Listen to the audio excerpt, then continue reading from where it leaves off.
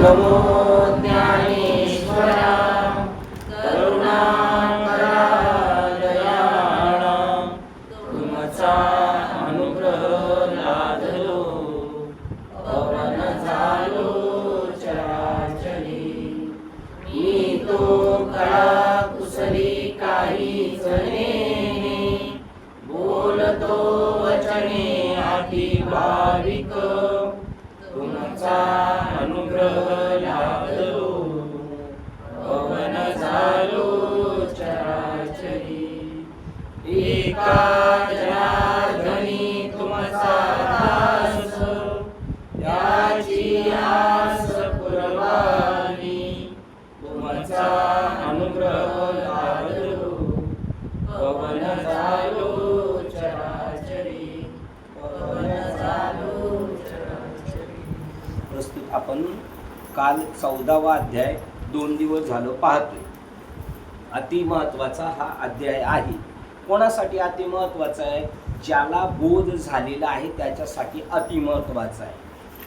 काय समजलं पाहिजे त्यांनी? तर त्याला याच्यातून त्यांना सांगायची सर्व खलविदम ब्रह्म। पहिलं आपल्याला सांगितलेले तत्वमसी, त्याच्यानंतर त्यांनी साधना करता करता तो कुठपर्यंत पोहोचला? अहम ब्रह्मास्मी पर्यंत पोहोचला। अहम ब्रह्मास्मी पोहोचल्यानंतर बाबांनी त्याला काय दिला? बोध दिला, प्रबोध दिला। आणि त्याला प्रबोध देताना सांगितलं, त्याला हे पटलं मी ब्रह्म आहे, मी ब्रह्म आहे। पण हा असा वागतो, हे असे वागतात, त्या तसे वागतात, असं तो जो द्वैत निर्माण करतो, त्यावेळेला त्याला प्रबोध देण्यात आला, तू एकटाच परब्रह्म नसून नागद्या हे सगळं जगत परब्रह्म स्वरूप आहे। आणि आपल्याला मृत्यूच्या अगोदर ही आपली भूमिका ठाम करायची, तर आपले एवढा सगळा केलेला परमार्थ, या माळा बुक्का लावलेल्या ज्ञानेश्वरी वाचलं त्याचा फायदा आहे। काय झालं पाहिजे? शेवटचा बोध आहे आपल्याला, साधू बोध झाला तर तो शिल्लक राहत नाही, पण दिसतो शरीराने, पण त्याला जगत सुद्धा दिसतं, पण सुद्धा तसं दिसत नाही त्याला। पहिलं जसा तो कोळसा जळून गेला तर त्याच्याच आकाराचा ढेपसा दिसतो, तो पांढरा आहे, पण आता त्याच्यामध्ये कोणत्याही प्रकारचा अग्नितत्व नाही। लाकडात अग्नी होता, तो शेष राहिला होता कोळशामध्ये, आता त्याच्यात राहिला नाही। तसा थोडा सुद्धा अहंभाव जर शिल्लक नाही राहिला तर त्याचाच राख म्हणतात, त्याला विभूती म्हणतात। त्याप्रमाणे त्याच्या दृष्टीने स्वतःही राहत नाही तो आणि जगत राहत नाही, त्याला सर्व अलविदम ब्रह्म याचा अनुभव येतो, आला तरच तो या जगातून सुटला, अन्यथा नाही। आणि त्याच्यासाठी हा आपला सगळ्यांचा प्रयत्न आहे, प्रयास आहे। तुकाराम महाराज म्हणतात याजसाठी केला होता 8 तास। आता आपण करतो, सायास करतो, कशासाठी? प्रपंचासाठी। पण प्रपंच सुद्धा आपल्या दृष्टीने काय होणार आहे? तो सुद्धा सर्व खलविदम ब्रह्ममध्ये। आणि त्याच्यामध्ये ते सांगतात, आणि याच्या अगोदर 3 गुण सांगितले। 3 गुणात मेलेला मनुष्य, सत्वगुणात मेलेला मनुष्य, ज्याला बोध नाही, साधू बोध नाही। एक तर साधू मिळणं या जगात अवघड आहे, मिळाला तर कळणं त्याच्याही पेक्षा अवघड आहे। कोणाला कळणार नाही? त्या अभंगाचं चरण आहे, काय द्वितीय चरण आहे त्याचं, रवी दीप हिरा दाविती देखणे अदृश्य दर्शने संतांच्या काय बघा, म्हणजे एवढं ते काय त्यांचा महिमा काय मी वर्णू पामर, त्यांचा महिमा मी वर्णन करू शकत नाही। का? पामर आहेस तू, पण तुला नाही जमणार। पण नकळे ती साचार, नकळे तो साचार ब्रह्माधिकांना नाही कळत, ब्रह्मदेवाला नाही कळत, विष्णू भगवंताला, ब्रह्माधिकांना, यांना कोणालाच कळू शकत नाही त्यांचा महिमा। तुकाराम महाराज कसं त्यांचं महिमा वर्णन करतात? कळालेलं आहे म्हणून कळालेलं आहे, पण स्वतःकडे ते मोठेपणा घेत नाही। तसं मिळणं अवघड आहे, मिळालं तर कळणं अवघड आहे। आणि अशा प्रकारचं ते सांगतात की सत्वगुणात जो गेलेला आहे तो स्वर्गाला जातो। भक्ती करणारा किती भक्ती करतो? त्याच्या सर्वांगाला कान, त्याचं विषयाकडे मन नाही जाणार, संपत्तीकडे मन नाही जाणार, बायका पोरांमध्ये मन गुंतणार नाही, कुठे वाईट गोष्टीकडं, हो काय म्हणतात त्याला, लोकेशना, दारेशना, वित्तेशना, त्याच्यामध्ये तो फसणार नाही, तो अलर्ट असणार। तरी सुद्धा पण तो फक्त सत्वगुणात आहे, त्याला साधूचा बोध नाही, परमात्म्याचं ज्ञान नाही, विश्वव्यापक सर्व खलविदम किंवा अहम ब्रह्मास्मी याचा बोध नाही त्याला। आणि नुसता बोध होऊन नाही, त्याची भूमिका काय झाली पाहिजे? ठाम हलवून कुंट करावा बळकट, मग तयाच्या आधारे सार करण्याची आगवे बुद्धी निश्चय आत्मज्ञान ब्रह्म भावे आपणा आपण ब्रह्मनिष्ठ राखे पूर्ण तत्परायण अहर्निशी. अहर्निशी म्हणजे झोपेत सुद्धा त्याचा हा भाव आहे, मी ब्रह्म आहे, जगत ब्रह्म आहे. त्याचं नाव आहे पांडुरंग ध्यानी पांडुरंग म्हणी जागृती स्वप्नी. अहो आपलं जागृती सुद्धा नाही इथपर्यंत आपण, पण बाबाची मेहरबानी आपल्यावर कृपा असे जर आपण ठरवलं असाध्य ते साध्य करीत असा. म्हणून अभ्यासाशी काही सर्वता दुष्कर नाही, या लागी माझ्या ठाई अभ्यासे मिळ. मग त्याप्रमाणे तो मिळू शकतो. पण जर बोध नसला तर तो स्वर्गातला राजा होऊ शकतो. दुसरा माणूस रजोगुणात खूप चांगली काम करेल, बिल्डिंगी बांधतील, व्यायामशाळा बांधतील, पाण्याच्या टाक्या बांधतील, गावाचे रस्ते करतील, व्यायामशाळा बनवतील, शाळा बनवतील, कॉलेज बनवतील, हॉस्पिटल बनवतील, सगळं बनवतील. पण ते स्वतःला करता समजतात, कारण त्यांच्याकडे काय नाहीये, बोध नाहीये. ज्याला बोध झाला तो त्या कर्माचं कर्तृत्व केव्हाही घेऊ शकत नाही. आणि जो कर्माचं कर्तृत्व घेतो त्याला तुरुंगवास 100% आगा कर्मे जे पुरावे तेही सुखदुःखी फळावे आणि तया ते भोगावया यावे देह एका. म्हणून कर्माचं कर्तृत्व कधीच नाही घ्यायचं. वाईटाचं तर नाहीच घ्यायचं आपण, पण चांगल्याचं सुद्धा नाही घ्यायचं. वाईट केलेलं आपण नाही डोक्यात ठेवत, तर चांगलं केलेलं ठेवतो ना, नाही ठेवायचं. एखादा माणूस चांगलं केलेलं डोक्यात नाही ठेवत, वाईट ठेवतो, काहीच नाही, ब्लँक करून टाकायचं सगळं. त्याचं नाव आहे मग शुभाशुभ अर्पिली. मग अग्निकुंडे बीजे घातली ती जेवी अंकुरदशी देवी न फळताच अर्पिली शुभाशुभी. मग तो त्याच्यातून सुटला जातो. आणि हे जर तुला करायचं असेल तर आज आत्ता या घडीला कर, कल करेसो आज करेसो आभी. त्याप्रमाणे म्हणून अर्जुना पाहायचा वेळून हे भारी ही संन्यास युक्ती सोपारी दिदली तुझं. ही आपल्याला युक्ती दिलेली बाबांनी, पण आपण अंमलात आणली पाहिजे. मग तो रजोगुणात मेला, सगळं कामं केली गावामध्ये, परंतु त्याच्या डोक्यात आपण केली, बोर्ड लावला, इथं बोर्ड लाव, तिथं नाही लावला तरी मनात घेऊन बसला आणि गेला तर तो गुंततो. आणि जो म्हणतो मी काहीच केलं नाही, तो कधी म्हणू शकतो मी नाही केलं? ज्या वेळेला त्याला साधूचा बोध होईल तेव्हा. साधूचाच तपास नाही तर बोध कधी भेटायचा? त्यामुळं त्याला माहिती आहे. म्हणून ते म्हणतात 4थ्या अध्यायाचं मला वाटतं 1 श्लोकावर 1च ओळ आहे, हे मजस्तवची झाले परिज्ञा नाही केले आयशे जेणे जाणे त्याला सुटला. मग चांगलं करू वाईट करू, चांगलं आणि वाईट आहे का या जगात? जर सर्व खलविदम ब्रह्म आहे, बोध झाला तर चांगलं शिल्लक राहू शकत नाही, वाईट शिल्लक राहू शकत नाही, स्त्री शिल्लक राहू शकत नाही, पुरुष शिल्लक राहू शकत नाही, हिजडा शिल्लक राहू शकत नाही, झाडं झुडपं शिल्लक नाही. त्याच्या दृष्टिक्षेपात जे येणार ते चैतन्य असणार. मग तो कुत्रा असला तरी हे तुम्हाला आपल्या डोक्यात घुसण्यासाठी तो तुपाची वाटी घेऊन लागला, भूताला म्हणला देवा तुला असं कसं रूप घेता येतं, अजून काय ते गाढवाला पाणी पाजलं, हे तुमच्या अँगलने. त्यांनी गाढव म्हणून नाही पाजलं, त्यांनी एक जीव तोच ब्रह्म आहे. मग तो कशातही असला तरी कोणाही जीवाचा न घडोमत. हे केव्हा होऊ शकतो कोणाही जीवाचा न घडोमत? सर ज्या वेळेला अंतिम दृष्टी आपली जर तिथे असेल त्या टोकार ब्रह्म सत्य आहे जगत मिथ्या, त्याच वेळेला आपल्याला. आणि जर आपल्या मनात आला हा वेगळा तो वेगळा, चित्त शुद्ध 100% झालेलं नाही. चित्त शुद्ध झालं तर शत्रुमित्र होतात, साप जनावर हिंसक प्राणी सुद्धा आपले सगळे सोयरे होतात. अशा पद्धतीने त्यावेळेला आपल्याला बोध झाला असला तर, नाही झाला जर यांनी चांगली कामं केली, कितीही चांगली कामं केली तरी तो माणसाच्या योनीला येईल. माणसाच्या योनीला येऊन भक्ती नाही करणार. द्विपाद जो ज्याला मनुष्याचं शरीर भेटले ना त्याने ईश्वराला शोधण्यासाठी आयुष्य खर्च केलं पाहिजे. काम धंदा बायका पोरं सोडून सगळं केलं तरी चालेल. त्यांनी ही सगळी बंधनं झुगारून द्यावं लागेल, तेव्हा होणार. सगळं गाबाळ येऊन मी याला धरील आणि त्याला धरील तेव्हा नाही होणार. ती गुंजाळ बाबा बघा कोणाला धरून नाही, आपले एकटे मुक्त असते फिरतायत. हो कशाला नाही धरायचं त्याला? बायका त्यांच्या मुलाला म्हणलं बाबा त्याला आणून, ते म्हणले काय आता ती पोरं ऐकती नाही. ते असं नाही म्हणजे आपण म्हणलं बस पाण्या करीत अमुक केलं ते केलं, नाही केलं. मुलगा आहे काय माझा? मुलगा आहे माझा नाही. ते सगळं व्यापक आहे. असा बोध झाला तर, नाही तर तो माणसाच्या योनीला येईल आणि परत आले ह्याच धंद्यात घुसल.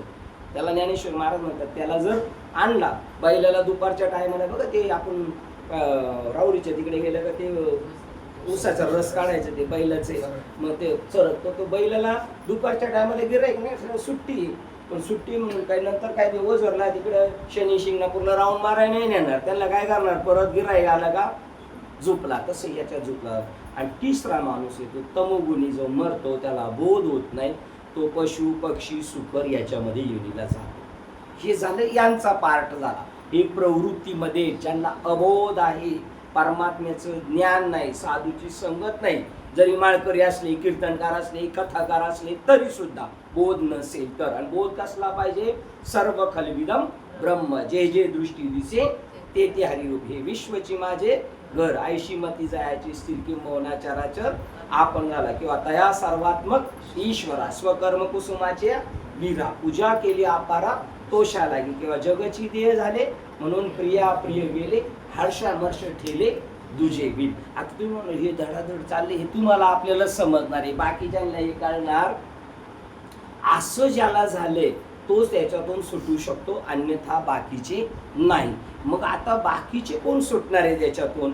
ज्याला साधूचा बोध झाला, ठसला, अनुग्रह भेटला, अनुग्रहाचं चिंतन झालं, अष्टसात्विक भाव झाले, शरीराबद्दलचा तादात्म्य सुटलं. अष्टसात्विक भाव होणं म्हणजे बटाटा बॉईल करणं, अंड बॉईल करणं, रताळं बॉईल करणं, आणि मग त्याची फक्त साल काढणं, मटेरियल आतला जसाच्या तसा राहणं, तसं देह तादात्म्य संपणं, आणि आतल्या कोणत्याही गोष्टीला इजा नाही.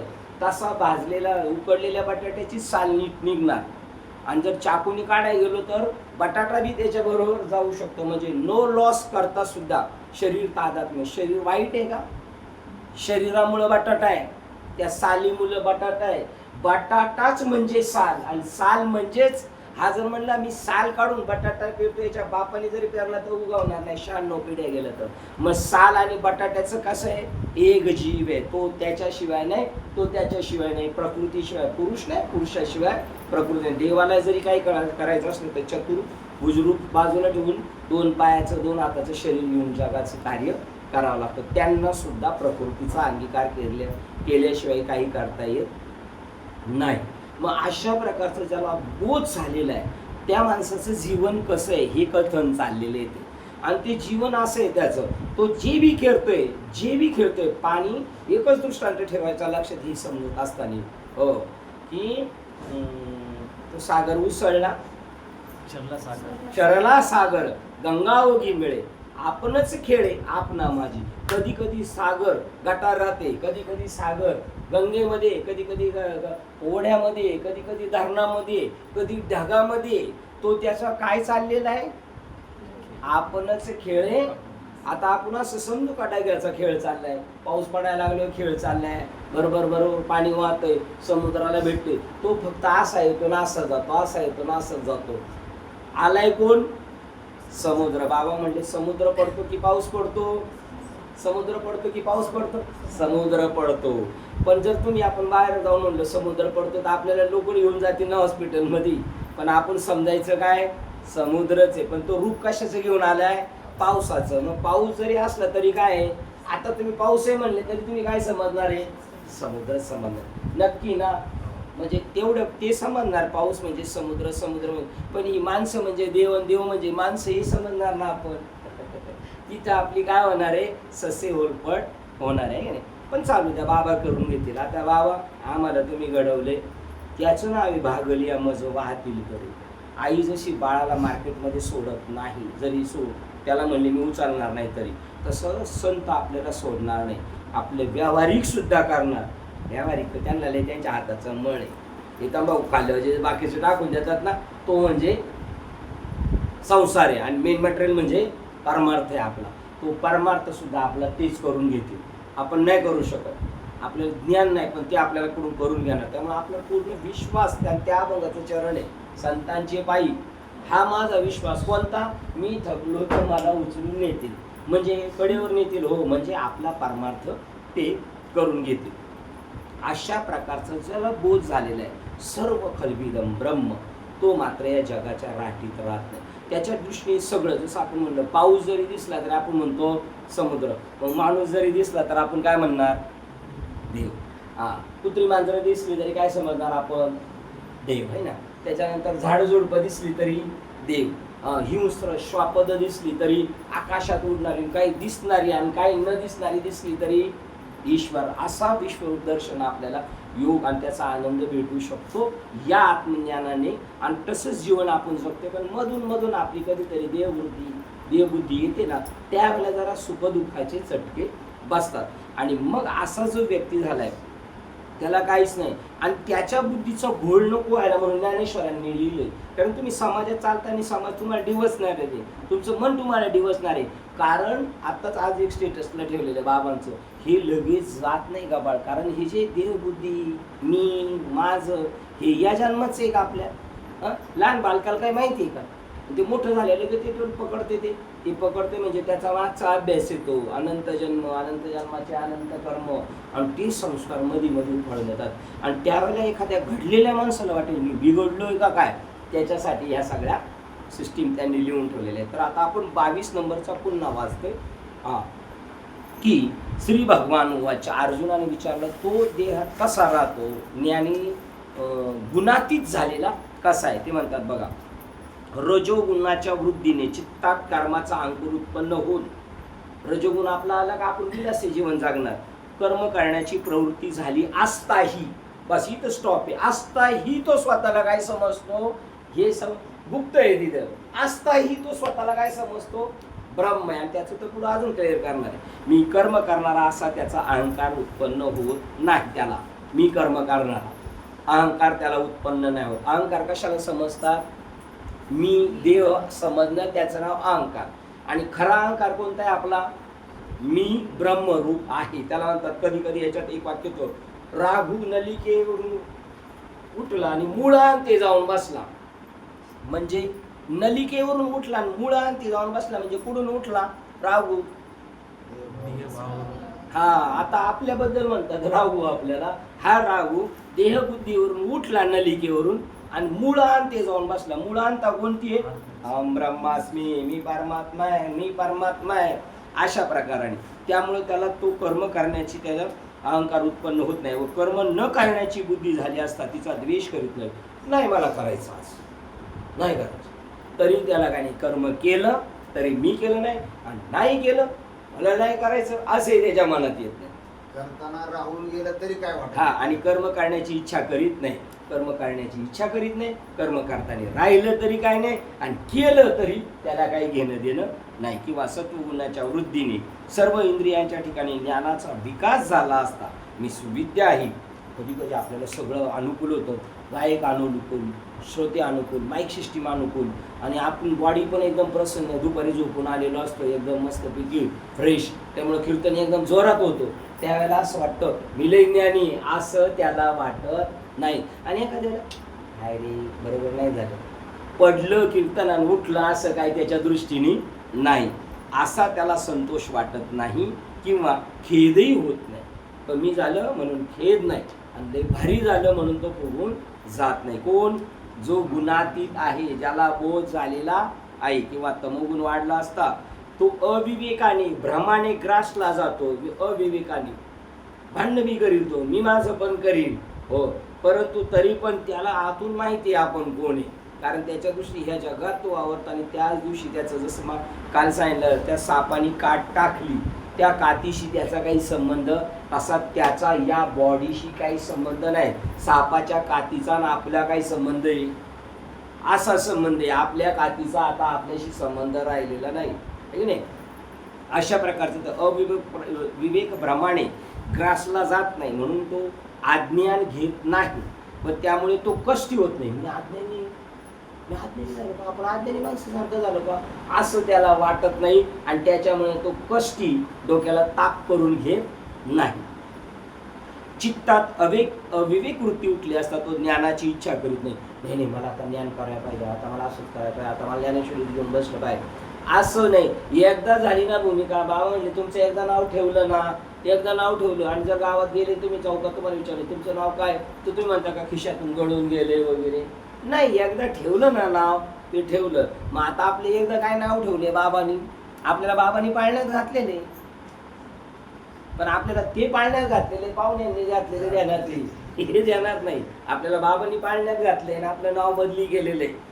तुमचं नाव, बाबांचं नाव काय, म्हणजे त्यांचं नाही ठेवलं तरी चालेल, आहे का नाही? पहिलं तसं आहे का नाही? हा. त्याप्रमाणे आपलं नाव ठेवलेलं आहे. काय नाव ठेवलेलं आहे? सोहम माझे नाव. मी गावात कोणते आहे आता? घाटकोपरमध्ये आहे काय? ब्रह्मपुरी आलो. हा, तू एकटा आला आणि बाकीचं कोण आहे? हे बाकीचे कोण नाही. जगी विस्तारलो माझा मी. असा भूमिका ठाम झाली, अशी ठाम झाली. आणि ठाम झाली का डोकं असं खुललं जातं, डोकं खुललं जातं. तुम्हाला माहिती का त्या जात्याच्या याच्यावर तळीवर एक डोकवाटा ठेवलाय. कशाला? त्याचं डोकं खुलायला. हा, ते मारून मारून त्या काय त्याचं नाव, खुंट्याचं डोकं असं खुललेलं आहे. आणि त्याच्यासाठीच तो ठेवलाय. काय झालं का हालायला लागला का ठोक्या, हालायला लागला का ठोक्या. आणि दळून घ्यायचं. तसं तुमच्या वाट्याला आलेलं कर्म करूनच घेणार देव तुमच्याकडून, केन प्रकारे करून घेणार. पण तुमचं डोकं काय झालं पाहिजे आणि खुलतं आपलं. मला आठवतंय चांगलं, मी किती पहिल्यापासून ज्ञानेश्वरी असतं. माझा आवडता ग्रंथ ज्ञानेश्वरी. घरात सगळ्यात वरती ज्ञानेश्वरी. पण तरी पण आज जे कळलं ना ते मागच्या कालच्या परवाच्या दिवशी नव्हतं कळालं. काल नव्हतं कळालं, ते आज कळलेलं तुम्हाला सांगणार आहे. गावाला कळलं नाही ते इथं सांगतो. आता उद्या गावाला गेलं परत काही कळलं ते तुम्हाला आल्यावर सांगलं, आहे की नाही? म्हणजे आपलं डोकं खुलत राहतं, सूक्ष्म होत जाते बुद्धी, सूक्ष्म होत जाते, ठीक आहे? आणि म्हणून ते म्हणतात की तो परमाणूला सुद्धा मोजू शकतो. आणि ज्ञान या पैसे होईल, प्रज्ञा परमाणू एक एक धुलीचा कण मोजू शकतो. एवढी त्याची प्रज्ञा मास्टर होईल. सकळ शास्त्राचे येईल सर्वस्व हाता, असं होऊ शकतं जर आपण त्याच्यात घुसलो तर. ते म्हणतात दुःखी होत नाही, कष्टी होत नाही, चित्तात अविवेक वृत्ती उठली असता तो ज्ञानाची इच्छा करीत नाही. त्यामुळे कर्माचा आदर करून कर्म करण्याची इच्छा करीत नाही, करायचं म्हणून करतो. मग कर्म घडले असता दुःखी होत नाही. ज्याप्रमाणे सूर्याचा प्रकाश सायंकाळ, प्रातःकाळ, मध्यान्ह काळ अशी कालगणना करीत नाही. कोणाकडून? सूर्याकडून चालले बरं का, जगाकडून नाही. जगाकडून आहे. सूर्य उगवला, मध्यान्ह आला आणि सायंकाळ झाली, ही जगाकडून आहे. सूर्याकडून काय? तसं मूळ अंत्यकडून हे काहीच नाही. मूळ अंत्यकडून मी जन्माला आलो आणि माझा बड्डे हे काही नाही. आणि बरं जाऊ द्या, या सगळ्या येड्या लोकांनी सांगितलं तुमच्या बड्डेच्या हार्दिक शुभेच्छा. आपण त्यांच्यासारखे येडवून दुसऱ्या दिवशी लगेच कशाला टाकायचं? काय टाकतो दुसऱ्या दिवशी? तुमचे आभारी आहे माझा जन्म. म्हणजे तुम्ही मला खड्ड्यात घालता आणि मी तरी खड्ड्यात गेलो, त्याचं पण हे करतोय. काहीच नाही घ्यायचं आपण. आकाशाला जसं या पोकळीला कलर लावण्याचा प्रयत्न केला ती चिटकू शकत नाही, तसं झटकायचं, फटकायचं, राहायचं. आपण काही चिटकून घ्यायचं नाही आपल्याला, आहे की नाही? सूर्याकडून नाही. तसा तो सूर्याच्या ठिकाणी सदा सारखाच असतो. काय? प्रकाश सूर्याच्या ठिकाणी सारखाच असतो. त्याप्रमाणे गुणातीत पुरुष निर्विकार असतो. म्हणजे तो स्वतःला शरीर समजत नाही, 3 गुण समजत नाही, मन समजत नाही, जसे इंद्रिय समजत नाही, अंतकरण समजत नाही. हे सगळं समजलं का विकारी. आणि हे काहीच नाही, मी शुद्ध चैतन्य आहे, त्यावेळेला तो निर्विकारी आहे. स्वयंप्रकाश सोडून दुसऱ्या प्रकाशाने त्याला ज्ञानीपणा येतो. काय? आपल्याला जे हे कळतंय आता, आपल्याला जे उमजतंय ते आपल्या ज्ञानानेच कळतंय का दुसऱ्याच्या ज्ञानाने कळतंय? दुसऱ्याच्या ज्ञानाने कळत असतं तर गुरुजींनी शिकवलेल्या सगळ्याला चांगले मार्क पडले असेल, एकही नापास नसतं झाला. ज्याच्या त्याच्या बुद्धीने समोरच्याने किती सांगू दे, आपल्या डोक्यात घुसायला आपली बुद्धी पाहिजे ना तेवढी सतेज. आपल्याला आपल्यामुळंच कळतं, आपल्याला दुसऱ्यामुळं नाही कळत. आणि जरी मला यांच्यामुळं कळलं जरी वाटलं तर मला जर ज्ञान झालं असेल तर हे आणि मी वेगळे नाही समजणार. कालच सांगितलं, मी आणि तू असं जरी बाबांना मी म्हटलं तर तू म्हटल्यानंतर माझ्याकडून जरी तू असला तर त्यांच्याकडून काय आहे? मीच आहे. आणि माझ्याकडून सुद्धा मीच आहे. त्यामुळे जरी दुसऱ्याकडून कळालं तरी मला कोणाकडून कळालेलं आहे? मला माझ्याकडूनच कळालंय. त्यामुळे दुसऱ्याकडून ज्ञानीपणा येत नसतो. प्रश्नचिन्ह. समुद्र क्षीण होऊन तो पावसाने भरला असे होते काय? बघा काल आपण हेच वाचलं होतं की ते समुद्र ओसरला आणि पाऊस पडून भरला. तर आपण म्हणू ओटी आणि भरती. बघा आता दुसरं तुमच्याशी बोलताना सुचलं, भरती आणि ओटी समुद्राकडून आहे का नाही? समुद्राकडून आहे भरती ओटी नाही, आपल्याकडून आहे. आपण म्हणतो ओटी झाली आली आणि आता भरती आली, आता सगळं चाललं आणि आता ओटी झाली. अरे ओटी नाही झाली, जरी ते पाणी इकडे गेलं असलं ना तर तिकडे गेलं तर ते काय आहे? तिकडे गेलं तर ते समुद्र आहे. आणि आपण मनुष्य जन्माला आलो तर आपण वाघमोडी बाबा. मनुष्य जन्माला आलो तरी, पर कुत्री मांजर झाली तरी कोण आहेत आपण? मग दत्ताच्या बाजूला कुत्रे कोण आहे? ते कोण आहे? ते तेच आहे. आपणच व्याला तो स्वतः. कोणत्या युनीला गेला, याचा काही जरी चेंज झालं, याचं शर्ट झालं, पॅन्ट झाली, टोपी झाली, फेटा झाला, तर त्याचं मूळ काय आहे? कापूसच आहे. म्हणून समुद्र ओसरत पण नाही आणि भरत पण नाही, कारण त्याचं मूळ स्रोत तो कुठेही गेला तर काय येतो? समुद्रच आहे. आणि आपण कुठे कोणत्या युनिट गेलो तरी काय आहे? पण याच युनिट मात्र हे सगळं कळू शकतं, आहे की नाही? तिसरं उदाहरण, किंवा कर्म प्रवृत्तीच्या योगाने त्याला कर्मठत्व येत नाही. कदाचित म्हणजे असंच झालं पाहिजे, विनाच घ्यायचा, विना नीट घ्यायचा, त्याच्यानंतर धोतरच पाहिजे, टाळ नीटच वाजवले पाहिजे, असा जरी तो आपल्याला कडक पद्धतीने शिकवत असला तरी तो कर्मठ होत नाही, त्याच्याकडे कर्मठत्व नाही. अत्यंत थंडीने हिमालय पर्वत थरथर कापतो काय? त्याला ज्ञान कुठून आणावं लागत नाही, त्याला काही दुसऱ्याकडून ज्ञानाची गरज पडत नाही. का असं तो समजत नाही? मला राग नाही, द्वेष नाही, असं का समजतो तो? सांगा आता. अत्यंत थंडीने हिमालय पर्वत कापतो काय? लई थंडी पडली, आता आपल्या गावाला गेलो 4-4 गोधडे घ्यावं लागतात, मग हिमालयाच्या तिथं थंडी जास्त पडणार का नाही आपल्या गावापेक्षा? मग तो पर्वत असं लटलट लटलट का पडतो का? का नाही करत? इथं उत्तर आहे आपल्याला. सर्व खलविदम ब्रह्मचं इथं उत्तर आहे, आपल्या बोधाचं उत्तर आहे. का नाही होत? यांना विचारलं असतं, पण यांना काल सांगितलं. थंडीने हिमालय पर्वत का कापत नाही? थंडी, गारठ आणि हिमालय सुद्धा काय? बर्फ. तोही गारठ, हे गाठ. आता हे एवढूस गारठ, ह्या एवढ्या मोठ्या गारठ्याला काय करणार? बरं, मग एवढं मोठं गारठ कमीत कमी ह्या गारठ्याला गारठ होईल का? नाही, कारण हे दोघं एका जातीचे असल्यामुळे हे गारठू शकत नाही. तसं सत्व गुण, रजगुण, तमगुण, मन, बुद्धी, चित्त, अहंकार, अष्टधा प्रकृती ही कोण आहे? तो देव म्हणजे हिमालय, आणि आपण छोटं गारठ आहे. आपल्या छोट्या गारठ्याला ते काय करणार नाही मोठं गारठ, कारण त्याला माहिती हे माझं पिल्लू आहे, त्यामुळे ते त्याला करणार नाही. ते काय, मी दोघं कोणत्या जातीचे, म्हणून त्रास होत नाही. असा गुणातीताचं ज्ञान आहे. नंबर 2, आता दुसरं गणित तुम्हाला समजेल. किंवा प्रारब्धानुसार पावसाचं झालं, आता कसं झालंय, दुसरं कोणतं झालं? पहिलं पावसाचं झालं, दुसरं कोणाचं झालंय? थंडी वाजती त्याचं झालंय ना. किंवा प्रारब्धानुसार मोह किंवा अविवेक उत्पन्न झाला असता आत्मज्ञान त्याला सोडील काय? प्रारब्धानुसार काहीही झालं तरी त्याला आत्मज्ञान आता सोडू शकत नाही. देव म्हणतो, मी एक तर कोणता नंबर घेत नाही, आणि घेतला तर त्याला सोडत नाही. त्याने जर आपल्याला गेलं, त्यामुळं आपल्याला मोह निर्माण होऊन अविवेक उत्पन्न झाला, आपण धुमाकूळ घालायला लागलो. बाबांनी सांगितलं, गोविंद बाबा घाडगे साकूर त्यांनी सांगितलं, आम्हाला श्रीपाद बाबांनी 13 जणांना अधिकार दिला होता कार्य करण्याचा, आणि त्याच्यामध्ये एक बाबा, त्यांचं कुटुंबावर एवढं प्रेम होतं, मुलीवर, सुनेवर वगैरे, आणि सुनबाई अचानक ऑफ झाल्याबरोबर त्यांच्या डोक्यावर परिणाम झाला, आणि ते व्यभिचारासारखं वागायला लागले, खायला प्यायला.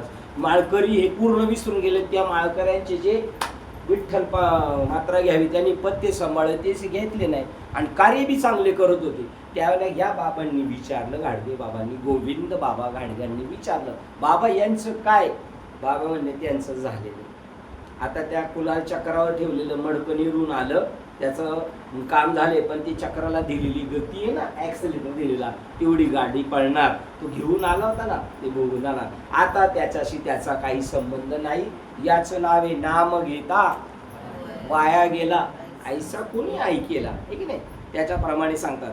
किंवा आता उदाहरण दुसरं येते, होमाग्नीला उन्हाळा जाळता येईल काय?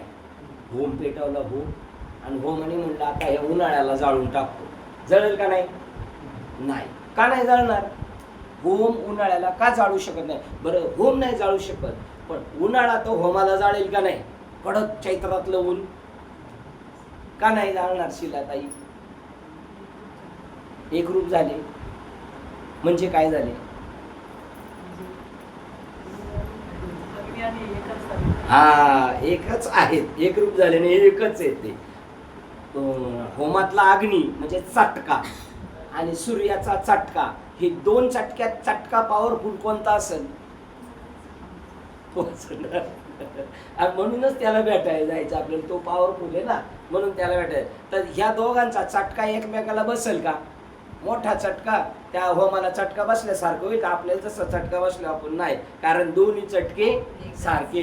आता हे दोन चटके कशासाठी सांगायचे का? हे जे गुण आहेत तुम्हाला नाचवणारे ते गुण आणि तुम्ही सुद्धा एक आहे. म्हणजे आता गुण वाईट आहे का? नाही. अग्नीला, होमाग्नीला उन्हाळा जाळता येईल काय? आणि हे पुढचं नाही दिलं साहेब त्याच्यामध्ये, किंवा साखरे महाराजांच्या, किंवा उन्हाळ्याला अग्नी जाळता येईल का?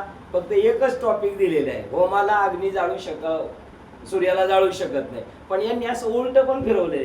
कधी कधी आपल्याला सरळ नाही समजलं ना, काही अशी उलट खोबडीचे, त्यांना कसं करावं लागतं? उलट सांगितलं का कळतं. मग तशा पद्धतीने ते दोन्ही बाजूने फिरवलं. आता हे जसं उन्हाळ्यानं होम एक आहे, पाऊस आणि समुद्र एक आहे, थंडी आणि हिमालय एक आहे, तसं तुमच्या आपल्या जीवनाच्या आजूबाजूला घडणारी सगळी कर्मच ब्रह्म हे ज्याला कळलं त्याला कसला तुरुंगवास राहिलेला आहे. त्याप्रमाणे इथे सांगितलं. आता ह्या 22 नंबरचा आपण निरोप देतो. आता याचा गूढार्थ सांगतात. विरोधी वस्तूच परस्परांचा नाश करतात, पण ज्याप्रमाणे अग्नी हा उन्हाळा याचा विशेष विरोधी नसल्यामुळे परस्परांना जाळीत नाही, त्याप्रमाणे ज्ञान सर्वांना जाणणारे व सर्व त्याच्याच सत्तेवर भासत असल्यामुळे ज्ञान आपल्याला दिलं ते आपल्याला, आता आपण त्याला जाणतो परमात्म्याला. आणि जेवढे जगातले जेवढ्या वस्तू आहेत त्या कोणाच्या सत्तेने दिसतात आणि त्याला आधार कोणाचा आहे आणि त्या वस्तूच कोण आहेत? त्या वस्तू सुद्धा ते ज्ञानच आहे. सत्तेवर भासत असल्यामुळे, त्या सर्व त्याच्याच सत्तेवर भासत असल्यामुळे त्याला कशाचा विरोध नाही. त्याला कशाचाच विरोध नाही. उन्हाळा आणि थंडी, आता हे थंडी देते आपल्याला, किंवा फ्रीज असता काय म्हणा, फ्रीज चाला, फ्रीज थंड देतो आणि हीटर गरम करतो. तर दोघांना सत्ता कोणाची? मग तो गरम झालाय, तो कोणासाठी गरम झालाय? आणि इकडं तो थंड झालाय, कोणासाठी थंड झालाय? म्हणून तो हंड्यांना पडवळांना आनंद द्यायचा आहे, म्हणून तो गरम झाला. थंडीत चटका गारठ नको म्हणून गरम पाणी करतोय कोण? ते लाईट. आणि दुपारच्या वेळेला जरा बरं वाटावं म्हणून फ्रीजमध्ये थंड पाणी होतं. हो, तो आपली सेवा करतोय, तो आपल्याला कॉपरेट करतो, तो सुविधा देतोय आपल्याला. आणि मी ह्या सगळ्या सुविधा दिल्यात, याच्यातून तरी तू शान बन. जसा बाप पोराला सगळ्या फी भरतो, सगळ्या क्लासला लावतो, तू हुशार होऊन पास हो, तसं देवाने आपल्याला मनुष्य जन्माला सगळ्या सुविधा दिल्यात, याच्यातून सुट तू.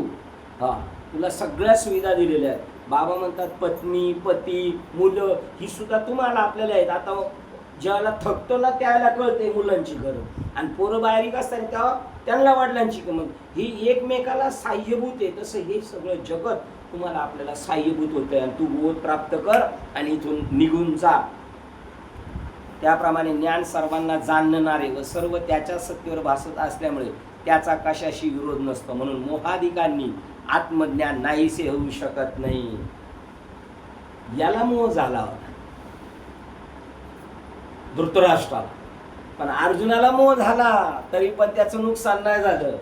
अभिमन्यूबद्दल त्याला राग आला पण त्याचं ज्ञान हरवलं नाही, कारण एकदा स्टॅम्प बसला, एकदा लोखंडाचं सोनं झालं का ते काहीही केलं आता तरी त्याचं परत लोखंड होणार नाही. एकदा का ऊस कारखान्यात टाकला आणि त्याची साखर झाली, आता किती हुशार आणला त्याला म्हणलं याची साखर कर, आपलं ऊस कर, तरी होऊ शकत नाही. जेवी ऊस न हो पंडू सुता, बुद्धिमंते ही करिता, जेवी ऊस न होय पंडू सुता. नातरी, हा बघा, नातरी नाही आला तर मग घोटाळा आहे. नातरी साखरचा मागुता, बुद्धिमंते ही करिता, जेवी ऊस न होय पंडू सुता. त्या परी देवी मजसी एक वाट जी झाली ज्ञान चुकट, त्या पुनरावृत्तीची वाट मोडली का. आत्मज्ञान नाहीसे होऊ शकत नाही. ज्ञानाच्या ठिकाणी प्रारब्धामुळे सत्व, रज, तम या गुणाची लक्षणे दिसत असली तरी तो त्याची प्रवृत्ती किंवा निवृत्ती करीत नाही, तो साक्षी होऊन त्याची प्रवृत्ती निवृत्ती नुसता पाहत असतो. त्याच्या जीवनात जे काय येईल ते पाहतो, त्याला तो बायकॉट करत नाही किंवा त्याच्याबरोबर राहत नाही.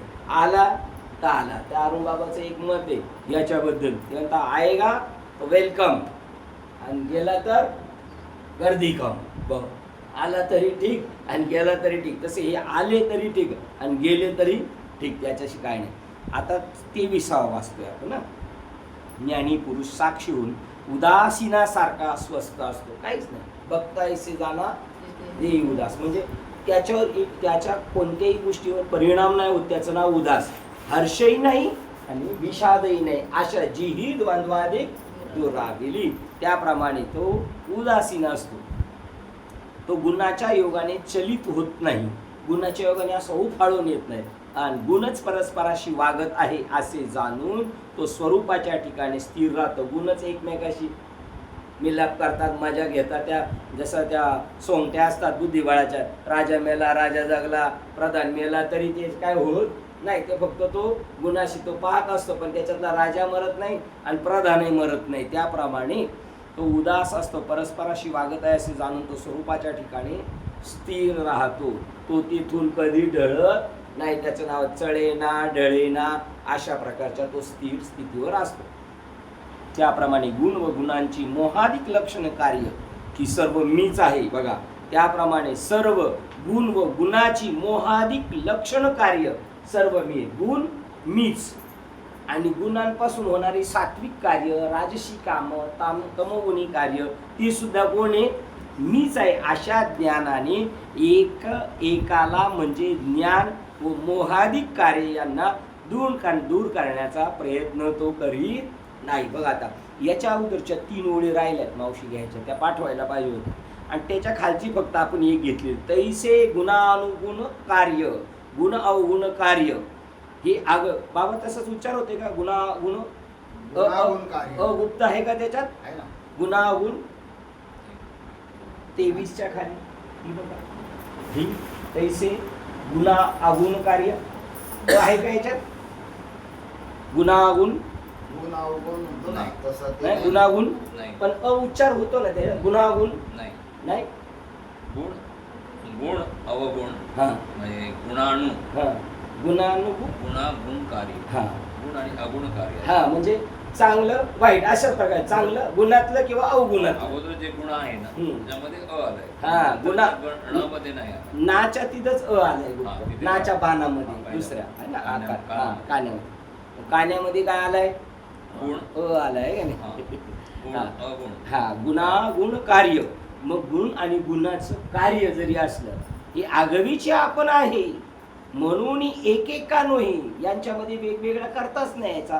तोडातोडी एकातून एक तोडल्यावर किती होते? एकातून एक तोडले तर आता गावच्या जर बोललो ना, हो पाण्यामध्ये काठी टाकली हो काय 2 पाणी होतं काय? तसं होणार. म्हणून तो त्याचा अव्यय करत नाही. मनुष्याला जेथे मृगजल भासते तेथे ज्याप्रमाणे सूर्यप्रकाशच कंपनामुळे जळाप्रमाणे भासत आहे. आपल्याला जरी दुपारच्या टायमाला मृगजळ दिसलं तरी काय आहे? ते सूर्यच आहे. त्याप्रमाणे जगात किती वेगवेगळ्या प्रकारची चित्र विचित्र सेना दिसली तरी सेना ती सेना नव्हे, तो मीच एको आहे. बा असं सांगितलं. ते आता हिचं आलं का नाही इकडं, ती काही पाठ नाही गेलेलं पण ते याच्यात बरोबर बसलं. सेना ती सेना नव्हे, तो सर्व मीच आहे. त्याप्रमाणे जरी मृगजळ दिसलं तरी काय आहे? सूर्यकिरणच आहे. जरी माणसं दिसली तरी काय आहे? ब्रह्मसत्ताच व्यापलेली आहे असे तो जाणतो. त्याप्रमाणे ज्ञानानंतरही उरलेल्या प्रारब्ध भासामुळे पूर्ण अज्ञानजन्य संस्कारानुसार मोहादिक रूपाने मीच भासत आहे. कधी कधी माझ्यामध्ये अज्ञानात रूपाने मी भासत किंवा जगतातमध्ये सुद्धा काही लोक अज्ञानाने दिसतील तरी सुद्धा ज्ञानाने आणि अज्ञानाने सगळे जे माझ्या अवतीभोवती आहे ते सगळं काय आहे? तो तेच आहे. म्हणून कृष्ण माझी माता, कृष्ण माझा पिता, बंधू बहीण चुलता असे ज्ञानी पुरुष ज्ञानाने समजत असतो. दिसायला तसं दिसत नसतं, जसं पहिलं दिसत असतं तसंच, पण तो ज्ञानाने समजत असतो. तो म्हणून तो रजगुणी तमोगुणी वृत्ती उठल्या तरी त्यांचा द्वेष करीत नाही. चांगलं घडलं म्हणून त्याचा आदर करत नाही आणि एखाद्याला सभागती काही जर चुकीचं घडलं त्या गुणांमुळं तरी त्याच्यावर कोणता परिणाम होत नाही.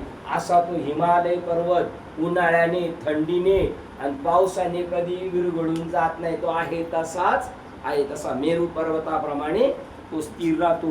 तुम्ही विचार करा नाही, किरकोळ किरकोळ गोष्टी आपण दडपून जातो. आणि कीर्तनात म्हणणार आपण, जरी हे आकाशवर पडो पाय, अरे आकाश काय पंखा पाडला, ट्यूबलाईट पडली तरी तुझं काय होईल बघ तू आता. कारण आपण तशा पद्धतीने त्यावेळेला ज्या वेळेला जे बोलतो तसंच पाहिजे आपली समज. बोलत असताना तशी समज पण आपली तशीच पाहिजे. जरी आकाश पडू दे ना, मग तू मरशील, मरू दे ना. मेल्याने काय होणार आहे, मरणार आहे काय, काही मरत नाही आणि काही जन्माला येत नाही. आता ती ओळ बघा, एवढी आगा प्रतीती, एवढी आगा प्रतीती. आता प्रतीती, एवढी प्रतीती आली त्याला आता. तो देहा आला से वस्ती, वाटे जाता गुंती माझी जैसा. नंतर एवढी मोठी प्रतीती आली पण देह सीमित आहे ना, पण ती प्रतीती राखू नये. आणि जसा रात्रीच्या वेळेला एखादा प्रवासी प्रवास करत असताना आता काहीच आधार नाही, एखाद्या हॉस्टेलला जाऊन उठतो आणि राहतो रात्रीचा तिथं आणि सकाळी उठला का निघून जातो. तसं त्याचं काही आहे ना म्हणून तो इथे थांबलाय आणि काम झाला का तो उठून कुठं जाणार, निघून वर का खाली, कुठं जाणार नाही. जरी म्हटला तो देव ठेवला तरी तो अशा पद्धतीने राहणार. ज्याप्रमाणे वाटेने जाणारा वाटसरू रात्री पुरता एखाद्या गावाचा आश्रय करतो, त्याप्रमाणे एवढ्या आशा अनुभवासहित तो ज्ञानी पुरुष प्रारब्धापुरता देहरूपी गावात केवळ वस्तीस राहतो. बघा, असे देहाच्या मासोळी होऊन राहिले असे एका ठिकाणी ओळ आलेली याच्यामध्ये. तो तिथं फक्त राहिला देहापुरता. तो किती मोठा आहे पण छोटा होऊन राहिलेला आहे.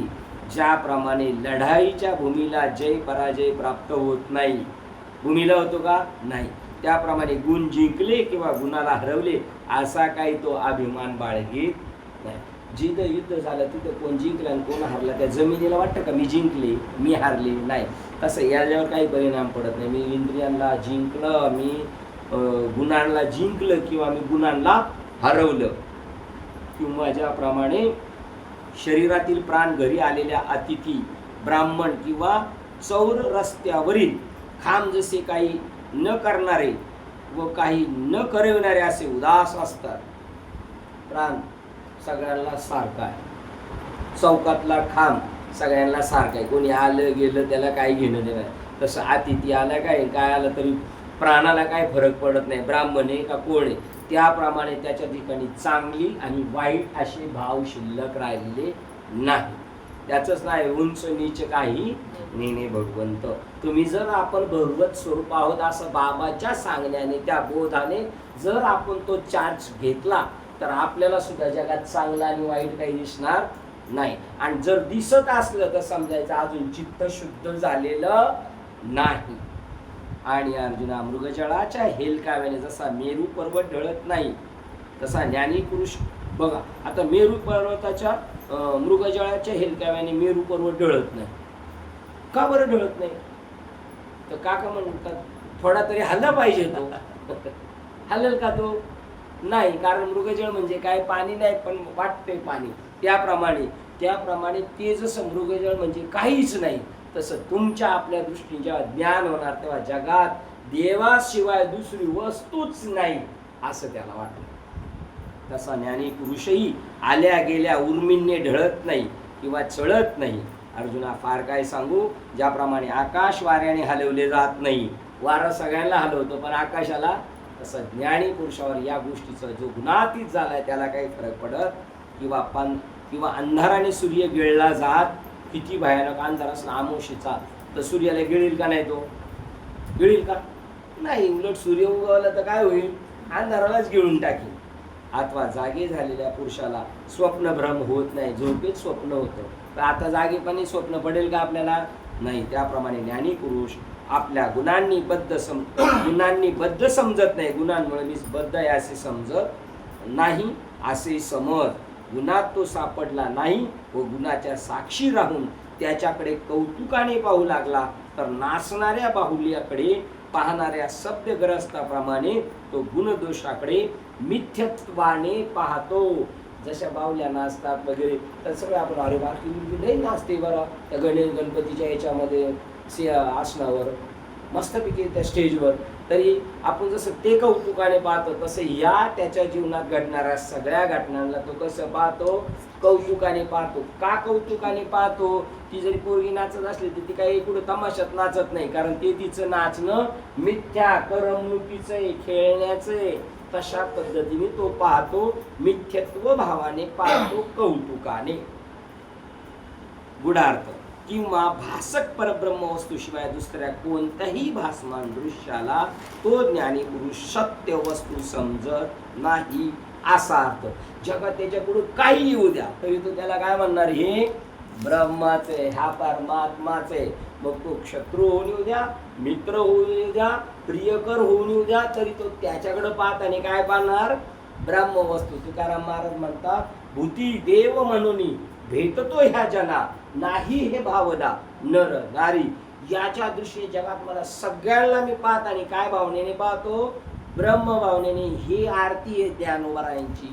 जर साधूंनी बोध दिला, ज्ञानोबारांनी बोध दिला तर प्रगट गुह्य बोले विश्व ब्रह्माची केले. विश्वच ब्रह्मरूपाने दिसतं आणि असं ज्याला कळतं त्याच्याकडे देव आईसा ज्याचा अनुभव. विश्वच देव सत्यत्वे देवतया जवळी असे पापनासे दर्शने. त्याच्या डोळ्यापुढे काही आलं, सोनाराच्या पुढे खंडोबा आला, माळसा आली, राक्षस आला, पण सगळं जर सोन्याचं आहे त्याच्या डोळ्यापुढे काय येणार. आणि खंडोबाला काय, त्याला राग येईल का खंडोबाचा? मग खंडोबाला तो देवाऱ्यात ठेवील का कुठं घालील, त्याच्या भट्टीतच घालील. राक्षसाला खंडोबाला तो कुठं घालील, त्याच्या भट्टीत संगतीच घालील एकत्र. मग त्याला पाप लागेल का नाही शिलाताई, लागेल का नाही? नाही लागणार, कारण त्याच्या दृष्टीने काय आहे ते सोनं आहे. तसं जगामध्ये अर्जुना मी कोणा ते न मारेन, कोणी कोणा ते मी हे स्वतःच सगळं करतो, बाकी इथं कोणाची ताप नाही काही स्पेशल करण्याची. आता आपण पाहूया त्याच्या पुढचे. बघा, शास्त्रीय सदाचरणाने सत्वगुणात्मक, राजस कर्माने रजगुणात्मक व मोहाधिक लक्षणाने तमगुणात्मक असा तो वागत असतो. कोण? विचारसागर मधला कोण? तर तत्वदृष्टी. त्याच्या मस्तीमध्ये हम हमारे मस्तीने, आणि याचं नाव आहे आग लगे बस्तीने. पण ज्याप्रमाणे सूर्यप्रकाशामुळे लोकांचे व्यवहार चालतात त्याप्रमाणे माझ्या सत्तेवर गुणांच्या क्रिया होत आहेत हे तो ज्ञानी पुरुष स्पष्ट जाणत असतो. तो सांगतो हे सगळं माझ्या सत्तेने चाललंय. तेव्हा तो स्वतःला काय समजत असतो, ब्रह्मस्वरूपाने त्याच्या सत्तेने चाललेलं आहे. त्यामुळे तो शांत बसून राहत असतो. ज्याप्रमाणे चंद्रामुळेच समुद्राला भरती येते, सोमकांत मणी पाझरतो व कमले विकासित होतात, तरी पण चंद्र उगाच असतो. तो काही करीत नाही व करवीत नाही. अखंड जया प्रीती त्याचं ध्रुवपद काय, पडून राहील ते ठाई. या भूमिकेच्या ठिकाणी जाऊन मी पडून राहील, उगाच संताची पाय, काहीच करणार नाही. उगाच संताची पाय न करी न मागे न करी काही, तुझी आन गा विठवा. आता मी या भूमिकेवर, आता जिथं मला ठेवलं तिथं मी त्या स्थितीमध्ये निवांत राहील. किंवा वाराच वाहतो व बंद पडतो, पण आकाश निश्चल असते. वारा वाहतो बी आणि बंद पडतो. कर्म घडतं बी, गुण येतात बी, जातात बी. तो आपला निश्चित पडून राहिलेला असतो. त्याप्रमाणे गुणाच्या गलबल्याने तो यत्किंचितही हलत नाही. हे अर्जुना, तुला सांगितलेल्या या सर्व लक्षणावरून ज्ञानी पुरुषाचे गुणातीत्व ओळखता येते. आता त्याची आचरण सांगतो, ऐक. आता तो कसा वागतो ते सांगतो. बघा, ही तास परत त्याच्यातच गेलाय आपला. कशात? पण ही महत्वाचं होतं. ही रेकॉर्डिंग केलं तुम्हाला. त्याला लग्न होतं पण देवाने लग्न थांबवलं. देवाला लय नाटकं करावं लागतात याच्यासाठी. हे गेलंच पाहिजे आणि सगळ्यांना जे आले त्यांना बी कळत, नाही आले त्यांनाही कळत. हा, श्लोक क्रमांक 24 वाचतोय. सुख दुःख समान लेखून स्वस्थ राहणारा. सुख आलं, सुख दुःख समान सकळ जीवांचा कृपा. ज्ञानाचा उद्बोध भक्ती प्रेमाचा कल्लोळ धन्य जगी तोची एक हाती रंगीला. बाकीचे ते अशीच हेलपट्यावर तोच धन्य आणि बाकीचे हे असलेच सोने व मातीचे ढिकूळ समान लेखणारा. म्हणजे इकडं 1 एकर नुसती ढेकळं मातीची आणि इकडे 1 एकर ढेकळं सोन्याची. ते काय होईल आपल्याला घेतलं नाही सगळे मिळून काय आहेत ती ढेकळाचे.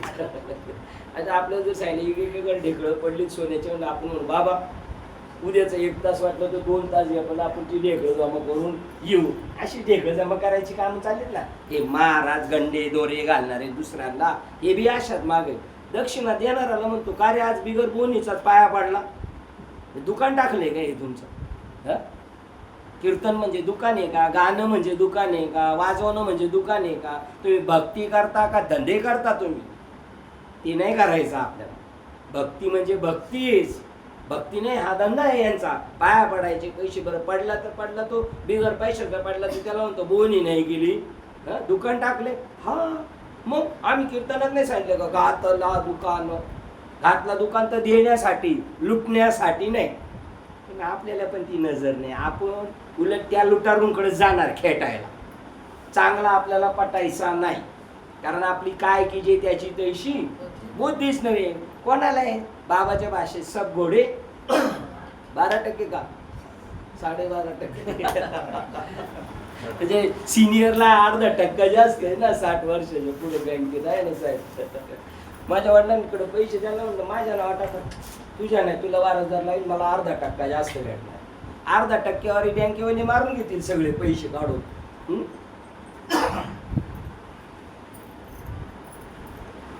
ढेकूळ समान लेखणारा प्रिय वस्तूचा वियोग. क्लासला वगैरे जायचं तुला आहे ना.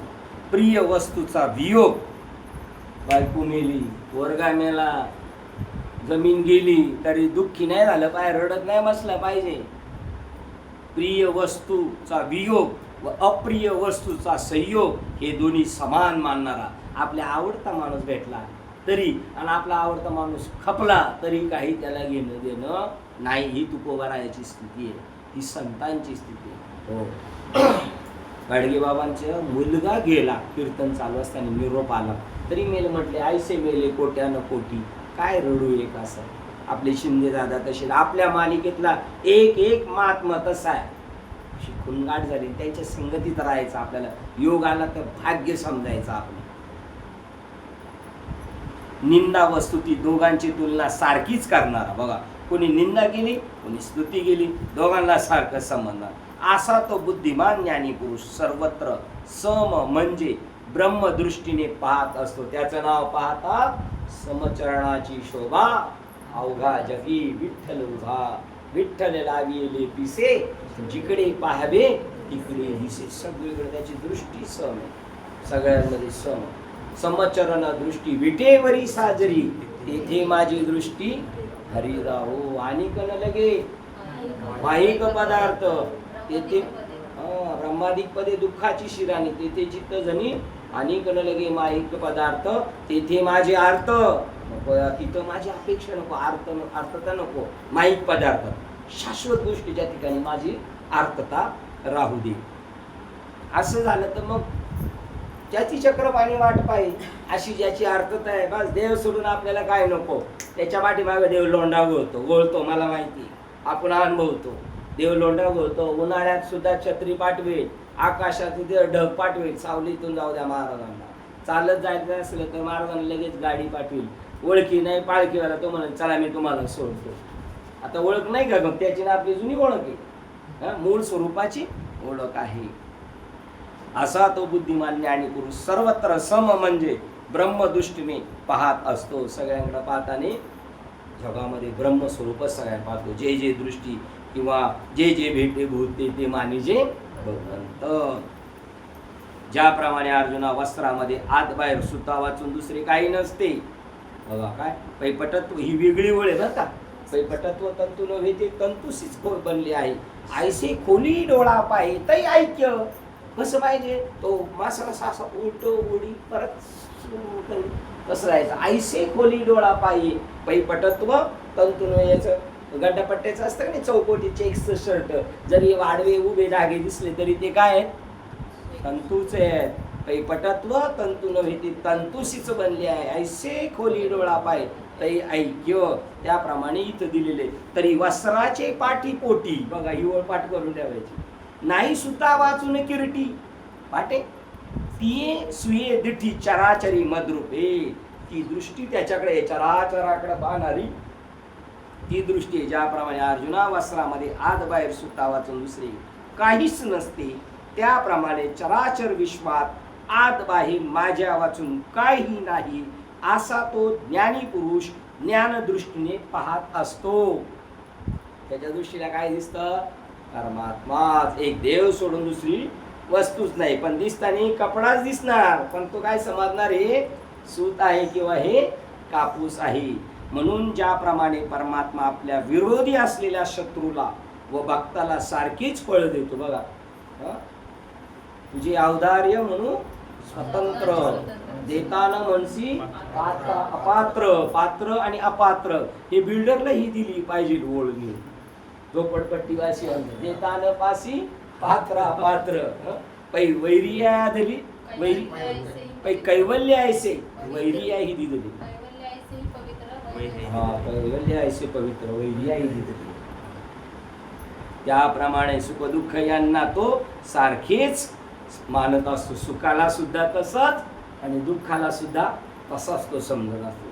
जेव्हा जीव मग दुःख आलं तरी तो तसाच आणि सुख आलं तरी तसा. जेव्हा जीव देहरूपी जलामध्ये बघा मासोळी होऊन राहतो, बघा म्हणलं ना, जेव्हा जीव एरवी तरी सहज आहे, सुख दुःख तैचे सेविजे, देह जळी होईजे मासोळी जय. जेव्हा जीव देहरूपी जलामध्ये मासोळी होऊन राहतो, काय होऊन राहतो? मासोळी, म्हणजे देहाचा अभिमान धरतो, तेव्हाच तो अनायासी सुख दुःखे भोगतो.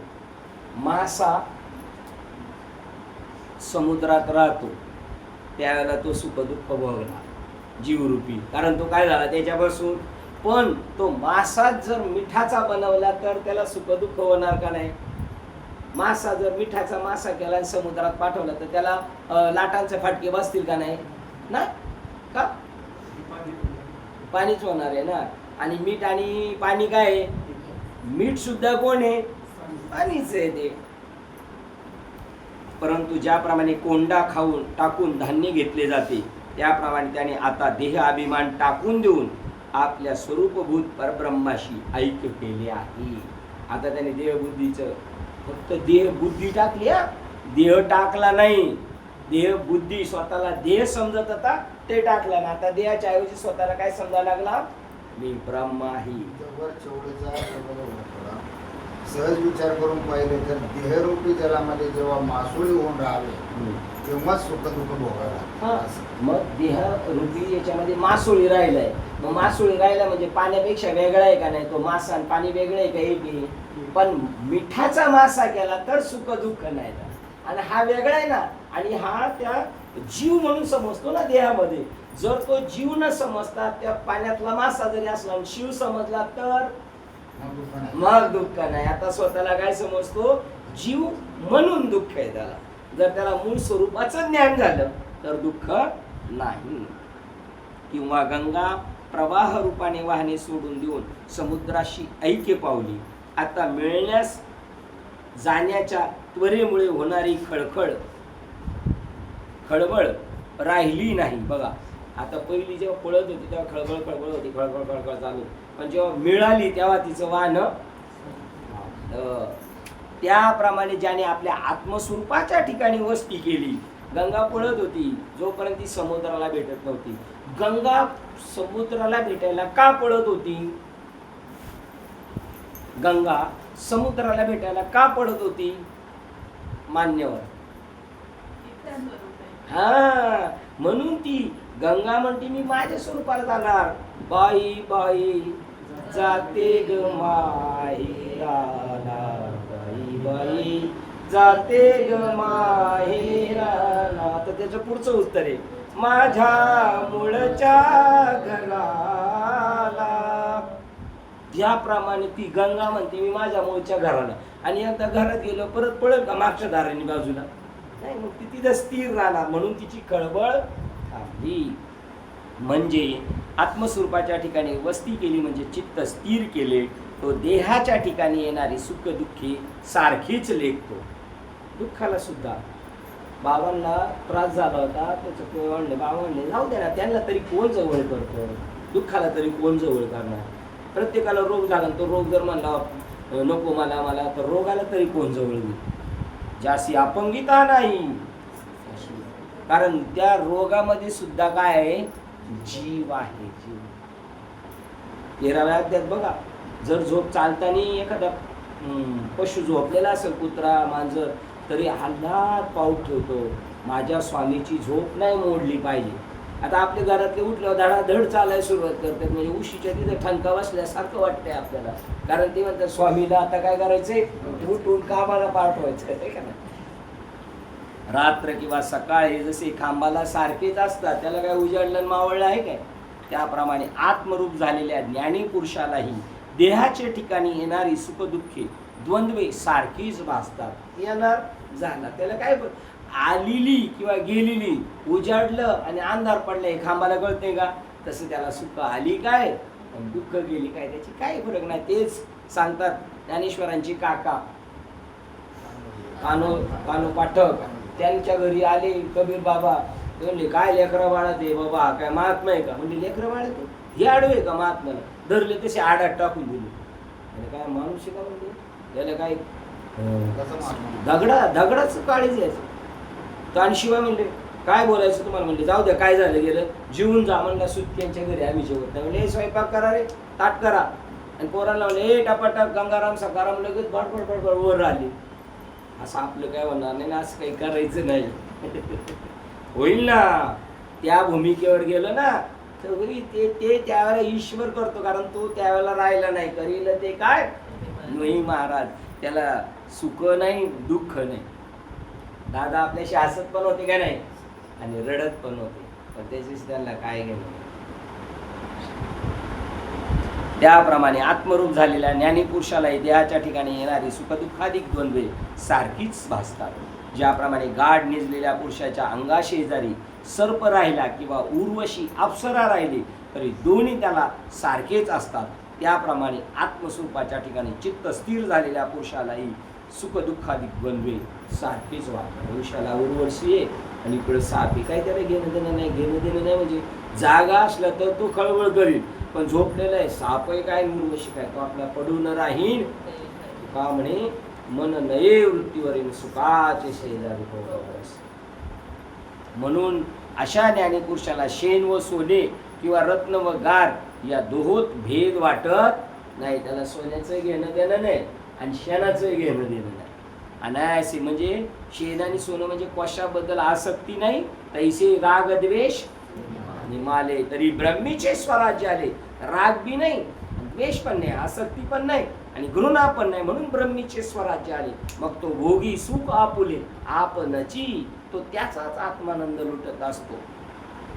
अनायासे स्वर्ग प्राप्त झाला असून त्या आनंदाने किंवा वाघ येऊन पडला हे पाहून भयाने आत्मस्वरूपाच्या ठिकाणी स्थिर झालेली त्याची बुद्धी ढळत नाही. बघा आता याच्यापेक्षा ओवीत अजून क्लिअर होते. काय आनंदाने, ओवी क्रमांक 359 मागच्या पानावर. घरा येऊ पा स्वर्ग, आपल्या घरी कोण आला स्वर्ग, तरी त्याला काही घेणं नाही. का वर पडो वाघ, जगत त्याने उडी मारली, आपण जसं पोराला फेकतो ते जसं बॉल घेतो तसं ये, त्याला काही घेणं देणं नाही. वाघ आणि उडी मारली काय आणि स्वर्ग घरी आलं काय. आता वाघ आणि उडी मारली, आपण त्याच्यापेक्षा अजून उडी दुप्पट मारू आहे का नाही, आणि गटारात पडू. 59 ना. घरा येऊ पा स्वर्ग, का वर पडो वरी पडो वाघ, परी आत्मबुद्धीसी भंग कदा होई. वाघाला तरी नाही घाबरतो. का घाबरतो आपण वाघ समोर आल्यानंतर? कारण आपण त्याच्या आकाराला बघतो आणि आपण आपल्या स्वतःच्या आकाराला मी समजतो, तेव्हा घाबरतो. आणि आपण ववी पाटे नाम रूप संबंधू जाती क्रिया भेदू हा आकाराशी प्रवादू वस्तूशी नाही. वाघ आल्यावर आपण म्हणायचं वा वा काय वस्तूशी नाही या. तो हा तो हुशार दिसतोय माणूस, देव आपला असा अंगावरून बोटावर हात फिरून आशीर्वाद देऊन जायला निघून. नाही तर म्हणून तुम्हाला कुठं जायचं महाराज एवढ्याला जायचं काय बस डबल शीट सोडतो आपण. तो पण बेशुद्ध पडलेलो असला वाट्यावर आपल्या डायरेक्ट तो पण म्हणाला. तेव्हा आपण म्हणायचं बाई बाई जाते ग माहेर आहे का नाही म्हणणार असं कोणी. साधू संत ऋषीमुनी डोंगरात दर्यात चिंतन करायचे आपले. कोंडाजी बाबा डेरे असं वैराग्य निर्माण झालं आणि त्या बाजूच्या डोंगरात गेले तुमच्या माहेराच्या त्या आत्याच्या गावाच्या तिकडच्या डोंगरात. आणि ती वाघाची गुहा होती. बसले ध्यानाला 2 दिवस झाले आणि वाघ येऊन बसलं. त्याचं घर आहे म्हणलं तो बसला आणि यांनी डोळे उघडून बघितलं जसे विनायक महाराज समोर तसे वाघ. त्यांनी पाहिलं राम राम राम राम राम राम राम राम. आता अजून स्पीडनी भजन वाढलं. ती राम राम म्हणलं ते लांब लांब लांब लांब लांब लांब गिळून गेलं. असं होतं 100% असं होतं. इकडे होतं 59 359 होती ना सर. बरोबर आपण पुढे गेलो, मागे आलो. हा मागे होण्यासाठी मागे. आलो 359 मी 69 गेलो डायरेक्ट. आनंदाने अनायासे स्वर्ग प्राप्त झाला असून त्या आनंदाने किंवा वाघ येऊन पडला तरी तो भयाने आत्मस्वरूपाच्या ठिकाणी स्थिर झालेली त्याची बुद्धी ढळत नाही. ज्याप्रमाणे प्राणास मुकले ते पुन्हा जिवंत होत नाही, जळालेले उगवत नाही, त्याप्रमाणे ज्ञानाची ब्रह्मरूप झालेली समबुद्धी कधी विषम होत नाही. विषम दोन्ही सांडियले. ज्याप्रमाणे राखोडी जळत नाही किंवा विजत नाही त्याप्रमाणे हा केवळ ब्रह्मदेव आहे अशी कोणी स्तुती केली किंवा हा केवळ नीच आहे अशी निंदा केली तरी ज्ञानी पुरुषाच्या चित्ताला त्याची जाणीव होत नाही. या महाराज आले घरी आणि महाराज आल्या महाराजाचा पान उतारा केला तरी महाराजाला काही वाटलं नाही. काही तर समजायचं का महाराज आहे कारण त्याच्याकडे काय आहे मोठं राज आहे विश्वातलं ठीक आहे. तसेच ज्याप्रमाणे सूर्याच्या आणि जर महाराज जर हे असं नसेल करायचं तर महाराज व्हायचं म्हणजे जोडे खायचे बस. कीर्तनाला फक्त हार आणि इतर वेळेला जोडे तर व्हायचं महाराज, नाही तर महाराज व्हायचं नाही. ज्याप्रमाणे राखोडी जळत नाही किंवा विजत नाही त्याप्रमाणे हे केवळ ब्रह्मदेव आहे अशी कोणी स्तुती केली किंवा हा केवळ नीच आहे अशी निंदा केली तरी ज्ञानी पुरुषाच्या चित्ताला त्याची जाणीवच होत नाही. तसेच ज्याप्रमाणे सूर्याच्या घरी अंधार नसतो व वातीही लावल्या जात नाही त्याप्रमाणे केलेली निंदा किंवा स्तुती ज्ञानी पुरुषाच्या ठिकाणी कोणताही परिणाम रूप व्यक्तित्वाने दिसत नाही. त्याच्यावर कोणताही परिणाम होत नाही. श्लोक क्रमांक 25. ज्याप्रमाणे सूर्य रात्र किंवा पहाट जाणत नाही किंवा साहेब का बरं सूर्य रात्र किंवा पहाट जाणत नाही? रात्र माहित नाही सूर्याला.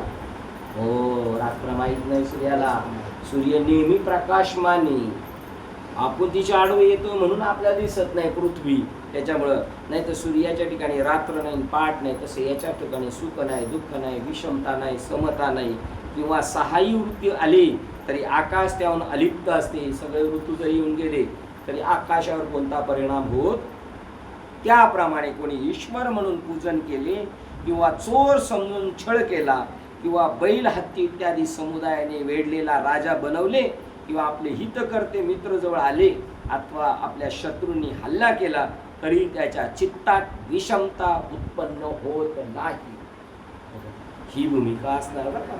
ये दत्ताजी हमसे लढेंगे तलवार लावलेली शत्रूने गळ्याला नहीं बचेंगे तो और भी लढेंगे आणि ती रडत रडत नाही बचेंगे तो रडे हसेंगे. तलवार लावून म्हणले तरी पण रडणार नाही कारण त्यांना कळालेले मला काही वार होऊ शकत नाही. उलट त्याच्यामुळे दत्ताजी फेमस झाले आणि पळून गेले असते तर पाठ टाकून आले. ज्ञानी पुरुषाच्या ठिकाणी आणखी एक आचरण असते की त्याच्या ठिकाणी व्यापार झालाच नाही असे दिसते. तो त्यांनी सगळा धंदा केलाय तरी कोणताच धंदा केलेला नाही. संपूर्ण विषय सुखाच्या कर्माचा आरंभ नाहीसा झालेला असतो. संपूर्ण विषय सुखाच्या कर्माचा आरंभ नाहीसा झालेला असतो. तशीच ती विषय सुखाची प्रवृत्तीही त्याची नाहीशी होते आणि ज्या ज्ञानाग्नीमध्ये संपूर्ण कर्मफळे जातात तो ज्ञानाग्नीच तो होय. तो कोण झाला था तो स्वयं ज्ञानघन झाला. सगळी कर्म त्याच्यात पडली का स्वाहा, चांगलं पडू वाईट पडू त्याचं काय होणार, त्याची राख होऊन जाणार. इहलोकातील दुष्ट विषय सुख व परलोकातील अदृष्ट म्हणजे मेल्यावर मिळणारे विषय सुख, आशा नावाची जेवढी विषय सुखे आहेत त्यापैकी एकही विषय सुखाची ज्ञानी पुरुषाच्या अंतःकरणात इच्छा उत्पन्न होत नाही. त्याचे केवळ प्रारब्धानुसार सेवन केले जाते. जे काही भेटल त्याची अपेक्षा केली म्हणून भेटलं नाही, आणि नाही भेटलं म्हणून नाही, अपेक्षा नाही किंवा नको नाही, आणि मिळालं तर त्याचा उपभोग घेणार, प्रारब्धानुसार आपल्या सेवन करायला मिळाले म्हणून. ज्याप्रमाणे दगड सुखी होत नाही किंवा दुःखी होत नाही, त्याप्रमाणे ज्ञानी पुरुषाच्या मनाने करणे किंवा न करणे या दोहोंचा त्याग केलेला असतो. अर्जुना, आता फार काय सांगावयाचे. अशा प्रकारचा ज्याचा आचार असतो तोच पुरुष खरोखर गुणातीत आहे असे समज. आता याचाच गूढ अर्थ सांगतात, याच्यातला अजून गूढ सांगतात. या सर्व ओव्यांवरून ज्ञानी पुरुष व्यवहार करीत नाही किंवा सर्वांशी व सर्व वस्तूशी एकसारखाच वागतो. जनाबाईचे अभंग, देव देते देव घेते आणि देवा सवे व्यवहार येते. जेवताना सुद्धा तो म्हणतो मी कोणाशी व्यवहार करतोय, देवाशी. झोपताना सुद्धा, आंघोळ करताना सुद्धा, पाण्याशी व्यवहार करताना ईश्वराशी. म्हणजे त्याचे सगळे व्यवहार जरी होत असले तरी तो विषमतेने नाही बघत, त्याच्याकडे काय पाहतो, मीच तो आहे, मीच तो आहे, मीच तो आहे. या सर्व ओव्यांवरून ज्ञानी पुरुष व्यवहार करीत नाही किंवा सर्वांशी सर्व वस्तूशी एकसारखाच वागतो असे माऊलींचे म्हणणे आहे. असे कोणी समजू नये. उलट सांगितलं, ज्ञानाच्या 7व्या तुर्यंगा भूमीवर असलेल्या ज्ञानी पुरुषही व्यवहार करतो. तुर्या अवस्था पाहिजे होती मला वाटतं, तुर्या असे योग वशिष्ठात भगवान वशिष्ठांनी सांगितलेले आहे. म्हणून या तुर्या अवस्था म्हणजे सगळ्यांमध्ये पाहत आणि तो ब्रह्मदृष्टीने पाहतो. स्वतःच आपण असे ये भूते आशिषे माझ्या स्वरूपी अखंडित देखतो. अशा प्रकारे असलेल्या ज्ञानी पुरुषी व्यवहार करतो असे वेग योग वशिष्ठात भगवान वशिष्ठांनी सांगितलेले आहे.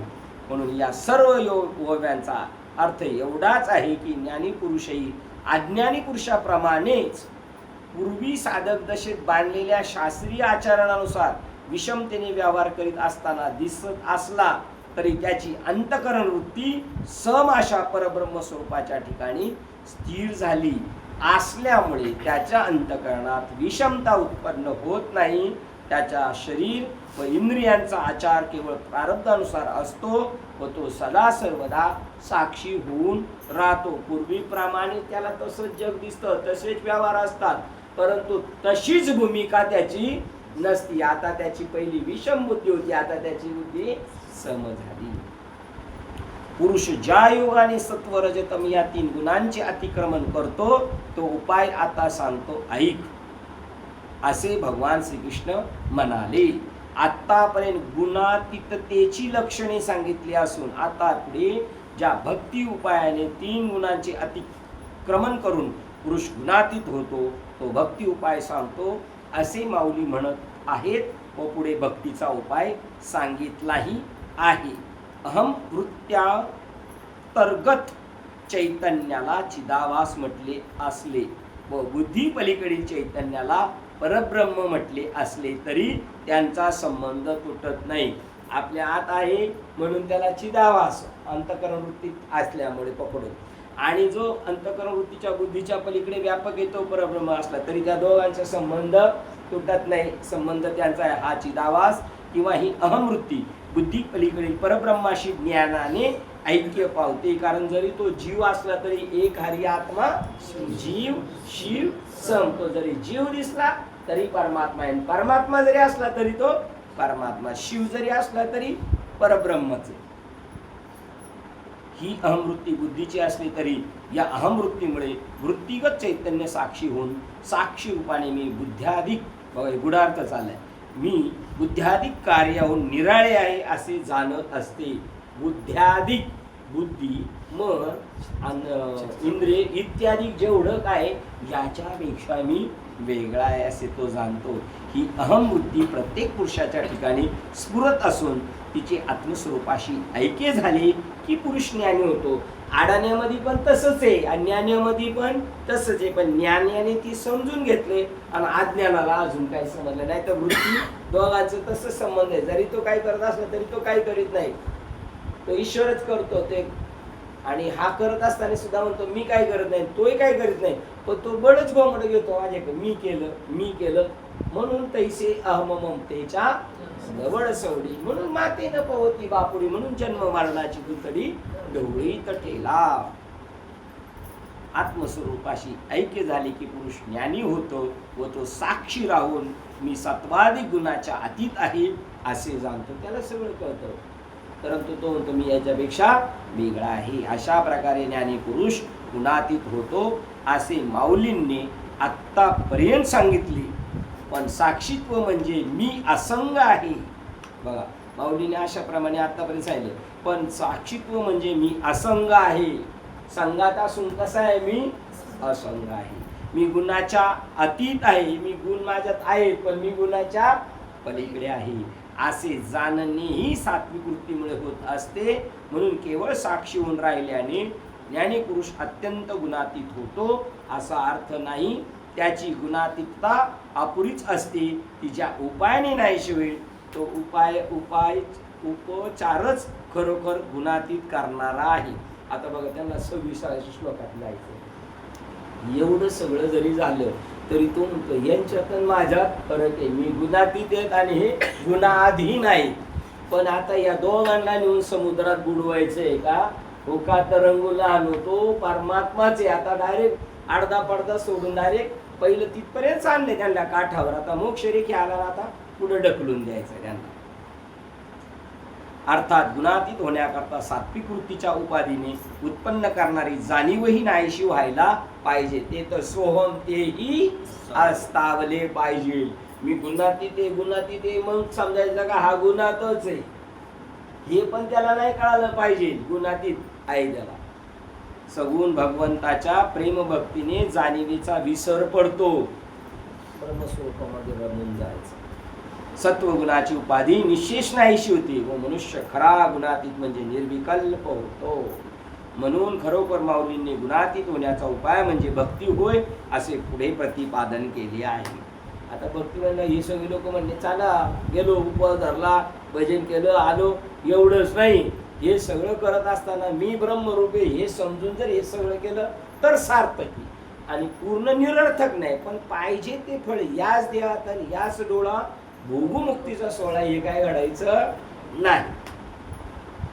26 नंबरचा श्लोक वाचतो. जो माझ्या सगुण स्वरूपाची अनन्य भावाने भक्ती करतो, अनन्य माझ्यात देवात काहीच फरक नाही असं समजून भावाने भक्ती करतो, तो या गुणाचे उल्लंघन करून गुणातीत व निर्विकल्प ब्रह्मस्वरूप होण्यास पात्र होतो. माझ्याहून भिन्न न राहता माझ्याशी ऐक्याने जो माझ्या सगुण स्वरूपाच्या ठिकाणी प्रेम करतो तो तिन्ही गुणांना ताब्यात ठेवू शकतो. तरी व्यभिचार रहित चित्ते भक्तियोगे माते सेवितो गुणाते जाकळू शकी. बघा इथे सगुण, त्याच्यात आहे काय सगुण शब्द साहेब? आहे तुमच्या याच्यात आहे काय सगुण शब्द? हा चालेल. माझ्याहून भिन्न न राहता माझ्याशी ऐक्याने जो माझ्या सगुण स्वरूपाच्या ठिकाणी प्रेम करतो तो तिन्ही गुणांना ताब्यात ठेवू शकतो. म्हणून मी कोण आहे, माझी भक्ती कशी आहे, म्हणजे भक्तीचे स्वरूप कसे आहे, तिच्या अव्यभिचारीपणाचे लक्षण कोणते, या सर्वांचा स्पष्टार्थ होणे आवश्यक आहे. तरी अर्जुना ऐक, रत्नावरील तेज जसे रत्नच होय त्याप्रमाणे माझे हे सगुण स्वरूप म्हणजेच पूर्ण ब्रह्म होय. आता आपल्या दृष्टीने सगुण ब्रह्म आहे ना, काही सगळं जग नटलेलं, अनंत रूपे अनंत वेशे गुणात आहेत, दिसतात गुणात पण ते गुणात नाही. आपल्या दृष्टीने सगळं जगत ब्रह्मरूप आहे. जे भेटी नाही देव नटला नाही. श्री सद्गुरु गुलाबराव महाराज यांनी आपल्या ग्रंथातून सगुण साकार रामकृष्ण अधिक स्वरूपाचे जे अन्यध्यस्त विवर्तत्व प्रतिपादले आहे. त्या अनध्यस्त विवर्ताची कल्पना माऊलींनी रत्नी केळावो जैसा रत्नचितो या चरणाने व तसेच पुढील कोव्यांनी दिली आहे. या सर्वांचे तात्पर्य असे आहे की सगुण व निर्गुण स्वरूप यात जो निराळेपणा आहे तो नामरूपासह षड्गुण ऐश्वर्याचा आहे. निर्गुण स्वरूपाच्या ठिकाणी त्याची प्रतीती येत नाही व सगुण स्वरूपाच्या ठिकाणी ती येते. तो नामरूपात येतो ना. आता तिथं सगुण रूपात म्हणजे कसं आहे, नामरूपात आहे. निर्गुणामध्ये नामरूप रहित आहे. निर्गुण स्वरूपाच्या ठिकाणी ज्याची प्रतीती येत नाही ते हे षड्गुण ऐश्वर अमर्याद असल्यामुळे माईक नसून स्वरूपभूत आहे. म्हणून त्याच्या ठिकाणी कोणत्याही रीतीने भेद नाही. दोन्ही रूपे अभिन्न आहेत. बघा, सगुण आणि निर्गुण दोन्ही रूपे कशी आहेत, अभिन्न आहेत. त्यातही रत्नाच्या तेजावरूनच जसे रत्नाचे मोल ठरते त्याप्रमाणे सगुणाच्या ठिकाणी प्रगट असणाऱ्या षड्गुण ऐश्वर्यावरूनच परब्रह्माचे निरुपमत्व अनुभवाला येते. व तेजा व्यतिरिक्त जसे रत्न राहत नाही त्याप्रमाणे ज्ञानाने परब्रह्माचा नाम रूप रहित असा जो निर्गुण अनुभव आला तरी भक्तीने त्याच परब्रह्माला सगुण साकार स्वरूपाने अनुभव येत असल्यामुळे ते निर्गुण रूपाला सोडून राहत नाही असे येथे माऊली सुचवत आहे. जरी आता आपण भगवान कृष्णाच्या सगुण स्वरूपावर जरी प्रेम केलं तरी आपलं मूळ प्रेम कुठे आहे, त्यांच्या मूळ स्वरूप निर्गुणावरच आहे. ते आपल्यासाठी नाम रूप घेऊन आपल्यासाठी आलेले आहेत. किंवा पाण्याहून पातळपणा निराळा नाही, पातळपण तेच पाणी. अवकाशाहून आकाश निराळे नाही, अवकाश म्हणजेच आकाश होय. आणि गोडीहून साखर निराळी नसते, गोडी हीच साखर होय. ज्वाळा अग्नीच होय. बघा, ज्वाळा निघतात ते सुद्धा अग्नीच. पाकळ्यांनाच कमल हे नाव आहे. वृक्ष म्हणजेच त्याच्या डहाळ्या फळे हे होत. बघा, तशी ही सगळी जी आहे ना प्राणी मात्र ते मीच आहे. थंडी जी गोठली तिचाच हिमालय होतो व दूध विरजले तेच दही होय. ज्याप्रमाणे चंद्रबिंबावर साल नसल्यामुळे ते सोलावे लागत नाही त्याप्रमाणे संपूर्ण विश्व मीच परमात्मा नटलो आहे असे ग्रहण कर. चंद्राची साल काढावं लागत नाही तसं यांच्यावरचं काय आवरण न बाजूला करता आहे असेच परब्रह्म म्हणून तू स्वीकार. तसंच आहे, तू स्वीकारलं नाही तरी आहेच. आणि स्वीकारलं तर तुला आनंद भेटेल, त्याला काही फरक पडत नाही. तुला जर असं वाटलं माझा सगळा विलास ब्रह्माशी आहे तर तुला आनंद राहील. माणसं भेटली का एक चांगलं भेटेल, एक असं डोकेदुखी होऊ शकत. तुझ्या दृष्टीत बदल कर, तुला आनंद भेटेल. उदाहरण देतात, तूप थिजले तरी ते तूपच राहते. बांगडीचे सोने न आटता देखील सोनेचे. बांगडी मोडता नाही मोडली तरी काय सोनच आहे. आणि तूप जरी पातळ झालं आणि घट्ट झालं तरी काय ते तूपच आहे. वस्त्राचे दोरे अलग करून पाहिले नाही तरी ते सर्व सूतचे. आता हे नक्की धागा आहे का, एक एक काढला तरी पण ते सूत आहे, नाही काढलं तरी सूत आहे. तसं आहे असं जगत परमात्मा आहे असं जगत परमात्मा आहे. त्याच्यात काही वजा करायचं नाही, काही त्याच्यात ऍड करायचं नाही. मातीचा घट पाण्यात बुडून विरघळून दिला नाही तरी ती सर्व मातीच असते. त्याप्रमाणे सर्व विश्वाचा लय करून माझे स्वरूप ग्रहण करावे अशी आवश्यकता नसून विश्व असतानाच वर सांगितल्याप्रमाणे विश्वाच्या वस्तुत्वाची कल्पना सोडून देऊन नाम रूपासह संपूर्ण विश्व मी आहे. आता हे सगळं जग नाहीये, नाम रूप सगळं काय आहे परमात्माचे. बांगडीच सोनं आहे, बर्फाचा खडाच पाणी आहे, मिठच समुद्र आहे. आता जसं आहे त्याचं नाव सर्व अल्पिदम ब्रह्म. वर सांगितल्याप्रमाणे विश्वाच्या वस्तुत्वाची कल्पना सोडून देऊन नाम रूपासह संपूर्ण विश्वच मी आहे. 81. बघा ओळ कशी आहे. मनोन विश्व पण जावे,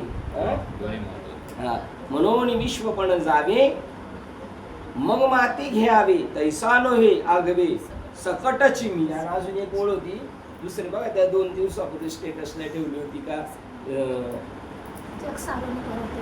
हा जग सारोनी परवते. हा जग सारोनी परवते. एवढंच आहे.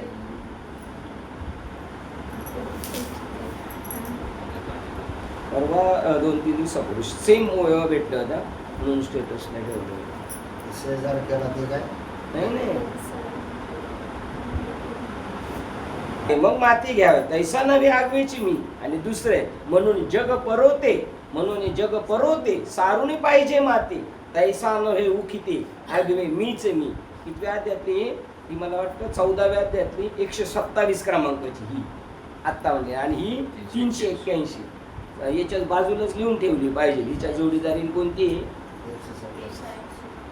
381 ना. 381 अगोदर 100 काहीतरी. हा याच्यात आहे काय नाही नाही एका नंबरचा फरक आहे. 381 ला जोडीदार किती घ्यायची? 127. 14. त्याप्रमाणे सर्व विश्वाचा लय करून बघा ते म्हणतात विश्व पण जावे मग माती घ्यावे तैसा नव्हे आगवे सकटची मी.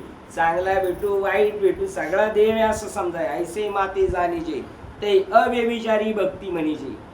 इथे भेद काही देखीजे तरी तो व्यभिचार. हा बरोबर नाही हा बरोबर आहे असं म्हणले तर व्यभिचारी भक्ती. सर सकट परमात्मा आहे तर काय झाले ती ईश्वर स्वरूप आहे. अशा प्रकारे अभेदाने मला जाणांनी याला अव्यभिचारी भक्ती म्हणतात. यालाच अन्वयही म्हणतात. माझ्याहून दुसऱ्या पदार्थाचे अस्तित्व मानून भेद मानणे हाच व्यभिचार होय. देवाशिवाय अजून दुसरं काहीतरी आहे असं समजलं म्हणजे काय. म्हणून आपल्याहून मला भिन्न न पाहता माझ्यासह सर्व एक परमात्माच आहे अशा अभिन्नत्वाने मला जाणावे. बघा आता याच्यातला अर्थ सांगायचा आहे विनायक महाराज. म्हणून आपल्याहून मला भिन्न न पाहता माझ्यासह सर्व एक परमात्माच आहे अशा अभिन्नत्वाने मला जाणावे. म्हणजे कोणाला? म्हणून आपल्याहून मला भिन्न न पाहता. आपल्याहून मला म्हणजे कोणाला? स्वतः आपल्याला सुद्धा त्याच्यात घ्यायचं. आपण ईश्वर आणि जगत हे सगळं काय पाहिजे? अभिन्न तर अव्यभिचारी. किंवा हे आणि जग वेगळं आणि मी वेगळा आणि देव वेगळा तर व्यभिचार. मी जगत आणि परमात्मा हे तिघं मिळून काय आहे? हे अर्जुना सोन्याला लावलेली सोन्याची टिकली सोन्याहून भिन्न नसते. त्याप्रमाणे आपल्याला माझ्याहून भिन्न समजू नको. आता सोन्याला लावलेली म्हणजे सोन्याची बाहुली केली आणि त्या सोन्याच्या बाहुलीला सोन्याची टिकली लावली तर मग दोन्ही मिळून एक टिकली वेगळी बाहुली वेगळी का नाही? टिकली बी कोणाची आहे? सोन्याचीच आहे. तेजापासून निघालेले तेजाची किरण ज्याप्रमाणे तेजाच्या ठिकाणीच असतात. जी सूर्याची किरण निघाली ती कुठे आहेत? तिथेच जागेवर ऐशी सोहमृती आढळ राहू दे. तेजापासून निघालेली तेजाची किरण ज्याप्रमाणे तेजाच्या ठिकाणी असते त्याप्रमाणे मी परमेश्वराच्या ठिकाणीच आहे त्याहून भिन्न नाही असे ज्ञान असायला पाहिजे. मी कुठे आहे? परमेश्वराच्याच ठिकाणी. कुठे असलो तरी मी कुठे आहे? परमेश्वराच्याच ठिकाणी. जसे परमाणू पृथ्वीवरच असतात पण कधी कधी हवेवरून उडाले समजा आकाशात धुलीकण. जरी आकाशात गेले तरी ते कोण आहेत? धुलीकणच आहे. तसं आपण जरी देवापासून वेगळं झालं शरीराने पृथ्वीपासून धुलीकण वेगळा झाला तरी सुद्धा तो पृथ्वीच आहे. तसं आपण जरी दिसलो वेगळे तरी तोच आहे.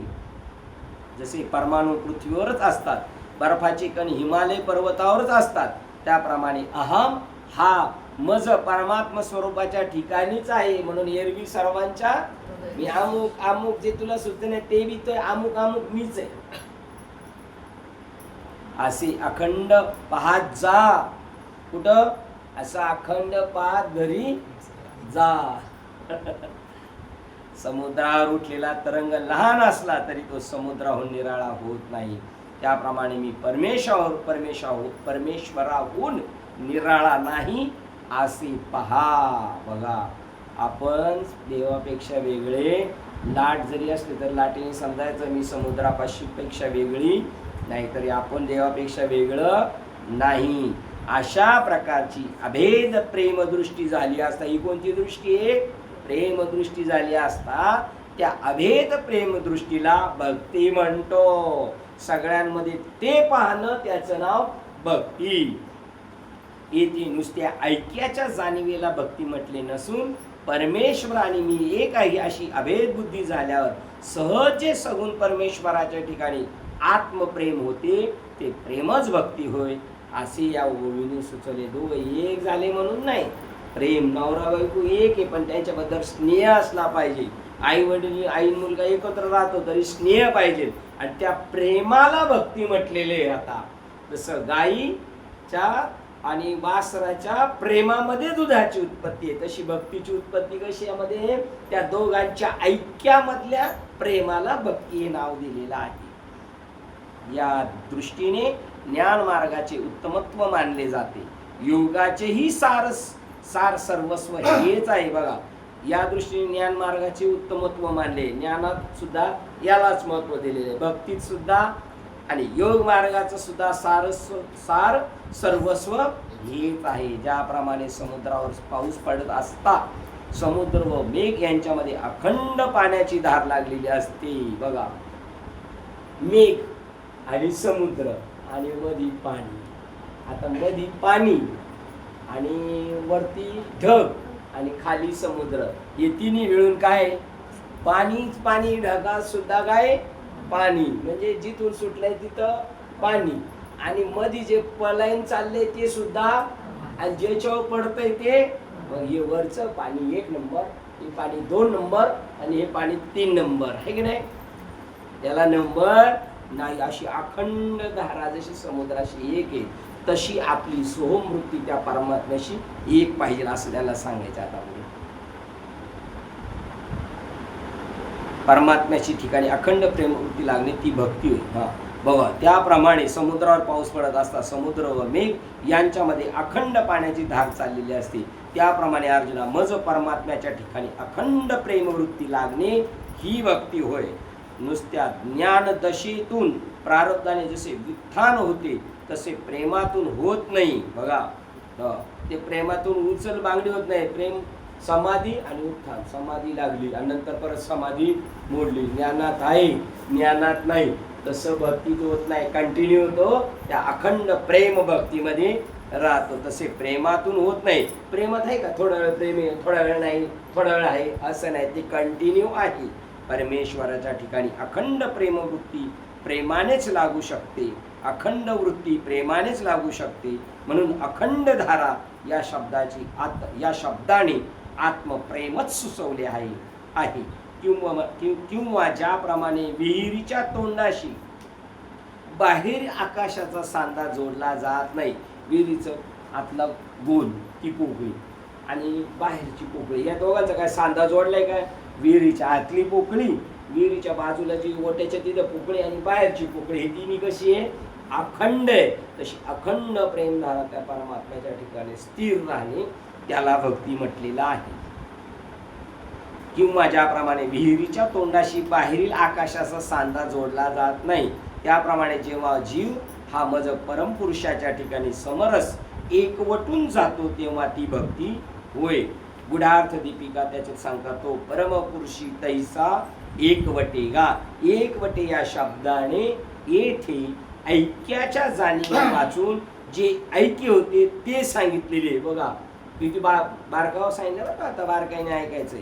एकवटे या शब्दाने येथे ऐक्याच्या जाणीवे वाचून जे ऐक्य होते ते सांगितलेले आहे. म्हणजे काय,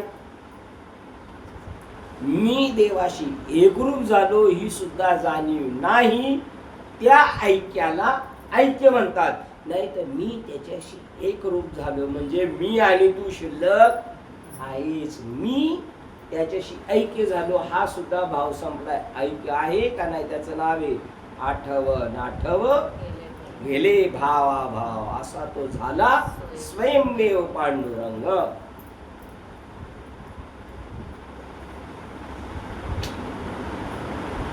केवळ सांगितले आहे केवळ ज्ञानाने ऐक्य झाले असता सांधा जोडल्याच्या जाणीवेप्रमाणे ऐक्याची जाणीव असते. बघा ज्ञानाने ऐक्य झालं आमचं ऐक्य झालं बरं का, आमचं ऐक्य झालं बरं का, हे नुसतं ज्ञानाने सांधा जोडल्यासारखंच आहे.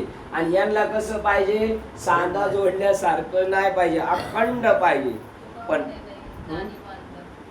तुका म्हणे नये जाणीव अंतरा, अंतरी तो थारा आनंदाचा. मला आनंद झाला याची जाणीव नाही, आणि आतूनच तो उगमाचा जरा जाणे भक्तीचा, तसं जिव्हाळ्याचं ते चालू झालं. निर्माण कृत्रिम पद्धतीने नाही, नैसर्गिक ऐक्य झालेलं ते. आता सुद्धा आपलं नैसर्गिक ऐक्य पहिल्यापासून, पण आता झालं म्हणलं तर तो काहीच नाही असे.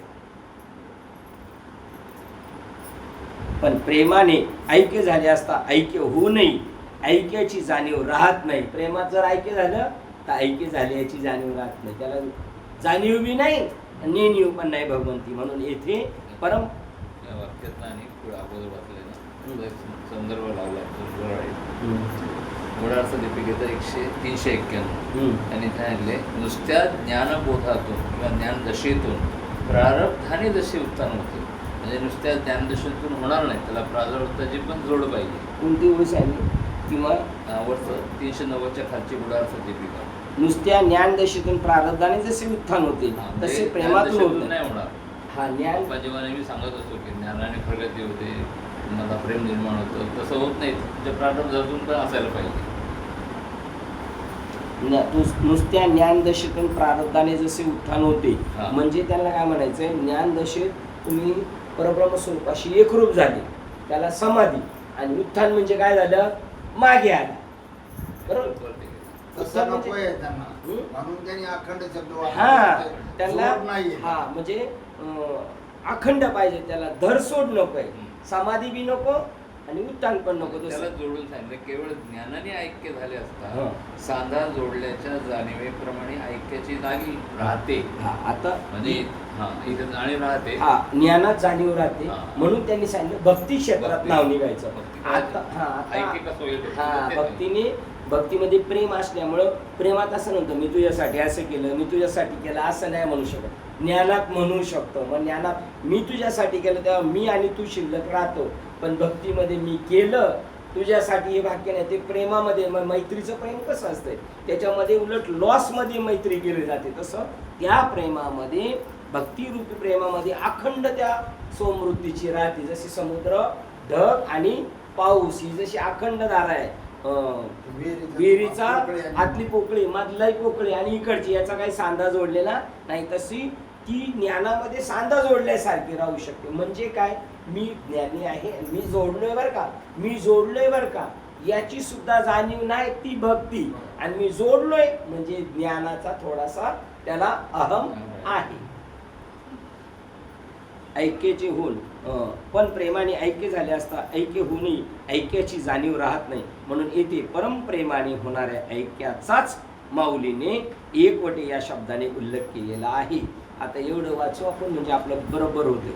प्रतिबिंबापासून बिंबापर्यंत ज्याप्रमाणे एक प्रकाशच प्रगट असतो, त्याप्रमाणे सोमवृत्तीपासून परमेश्वरापर्यंत एक चैतन्य प्रकाशच प्रकट असतो. आपल्याकडून सोमवृत्ती आहे, आणि ही सोमवृत्ती त्या परमात्म्याशी, जसं सूर्य जसं तिकडून किरण निघाले तर आपल्यापर्यंत, जसं आपल्याकडून निघालेली वृत्ती अखंड त्या प्रेमाशी संबंध देवाशी जोडणारी असावी, त्याला भक्ती म्हणतात. अशा परस्पर ऐक्याने जी सोमवृत्ती प्रगट होते, तीही या प्रेमरूप भक्तीमुळे पुढे आपोआप नाहीशी होते. बघा आता जॉईंट झालोय मी, त्याला ही सुद्धा वृत्ती बाद होईल.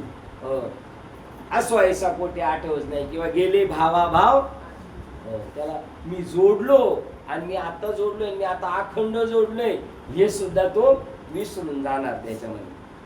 अशा परस्पर ऐक्याने जे सोमवृत्ती प्रगट होती, तीही या प्रेमरूप भक्ती पुढे आपोआप नाहीशी होती. त्याचं नाव ज्ञान गिळून गावा गोविंद गान. यांनी सांगितलं असं होतं.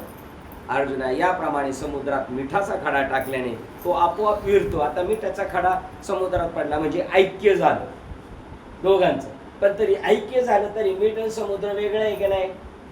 हा, तिथं आहे ना थोडा आकाराने. आणि जेव्हा तो मिठाचा पूर्ण खडा विरघळला तेव्हा तो केवढा झालाय आता?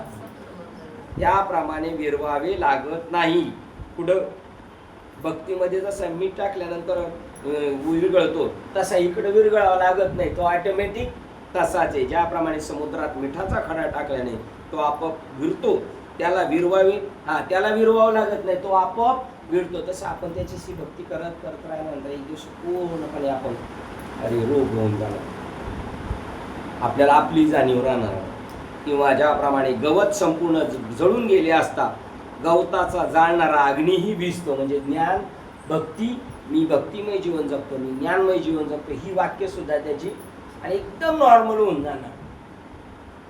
ज्याप्रमाणे गवत जळून गेले असता गवताला जाळणारा अग्नी भिजतो, त्याप्रमाणे ज्ञान हे संपूर्ण भेदाचा नाश करून शेवटी आपणही नाहीसे होते. गुढार्थ, ज्ञान हे जसे आपले स्वरूप आहे तसेच प्रेम हेही आपले स्वरूप असल्यामुळे ज्ञानाने परमेश्वराशी आपला अभेद आहे असे कळून आल्यावर भेद नाहीसा होऊन सहजच ईश परमेश्वरावर प्रेम बसते व ते वाढत जाऊन आत्मवत होते. म्हणून त्या प्रेमाधिक्याने, प्रेमाच्या आधिक्याने ऐक्याची जाणीव रूप सोमवृत्ती नाहीशी होते. आता सोम साधना करता करता करता करता मिळत गेलं घालता तो त्याच्याशी एकरूप झाला, सोहमही गेला आणि त्याच्या प्रेमाधिक्याने ऐक्याची वृत्ती नाहीशी. सगळ्या नदी मिळत राहिल्या नद्या संपल्या, सगळं समुद्रच झालं. तर हे यांना येऊन मिळाले, ही सुद्धा भाषा संपली. सारांश, आत्मज्ञान झाल्यावर त्या ज्ञानाने भेद नाहीसा होऊन पुढे प्रेमाने जाणीवही मुरते व शेवटी हे प्रेमच उरते. बघा, ऐक्य झालं, ज्ञानही संपलं, भक्ती संपली आणि प्रेमही संपलं आणि फक्त खाली शिल्लक राहिलं प्रेम. आता आमच्यात प्रेम आहे बघा, आमच्यात प्रेम आहे म्हणजे पहिलं नव्हतं आणि आता प्रेम आहे तरी पण दोघं प्रेम वाजवणारा दुसरा प्रेम, दोन प्रेम एक झाले तर प्रेम शिल्लक राहत नाही. त्याप्रमाणे 2 मिनिट राहिलेले आहेत. मी जो संसाराच्या पलीकडे म्हटला जातो ते माझे पैल पण नाहीच होते. बघा, तो संसाराच्या पलीकडे असं नाही. आता अलीकडून पलीकडं पाहणं संपला. संसार नदी तरुण जाण्याकरता संसाराच्या ऐल तीरावरच भक्त जी भक्ती करतो ते त्याचे ऐलपणही नाहीसे होऊन मूळचे जाणीव रहित जे ऐक्य आहे तेच तो होऊन राहतो. म्हणजे मी आता माळ घातली तेच ज्ञानोबा आहे म्हणतात ना, बाप रखमादेवर नवल पै केले दारू हरपले. आता मी काही करत होतो आणि करणं अथवा न करणे हे सुद्धा राहिले. तया उमपा माप का घालावे, मज अव्यक्ता व्यक्त का मानावे, सिद्ध असता का नेमावे साधनावरी. तया उमपा का सुवावे बरोबर. आणि मज अव्यक्ता व्यक्त का मानावे, सिद्ध असता का नेमावे साधनावरून. मला आता नाही, मी स्वतः सिद्ध होतो, साधन करून सिद्ध झालेलो नाही तर मूळचाच सिद्ध. अशी भक्ती प्रेमामृताच्या उंच कड्यावर तो जाऊन पोहोचला. अर्जुना, अशा स्थितीत जेथे ऐक्यही जाणवले जात नाही पण तेथे गुणाला जिंकण्याची गोष्ट उरत नाही. ऐक्य झालं हे म्हणणं नाही, गुणांना जिंकलं असं म्हणणं नाही. कोणी कोणाला जिंकलं, दोघं मिळून एक. हा त्याच्यात जाऊन ऐक्य पावला, कोणाला जाऊन मिळाला ऐक्य. अर्जुना, फार काय सांगू, अशा दशेलाच ब्रह्म नाव आहे.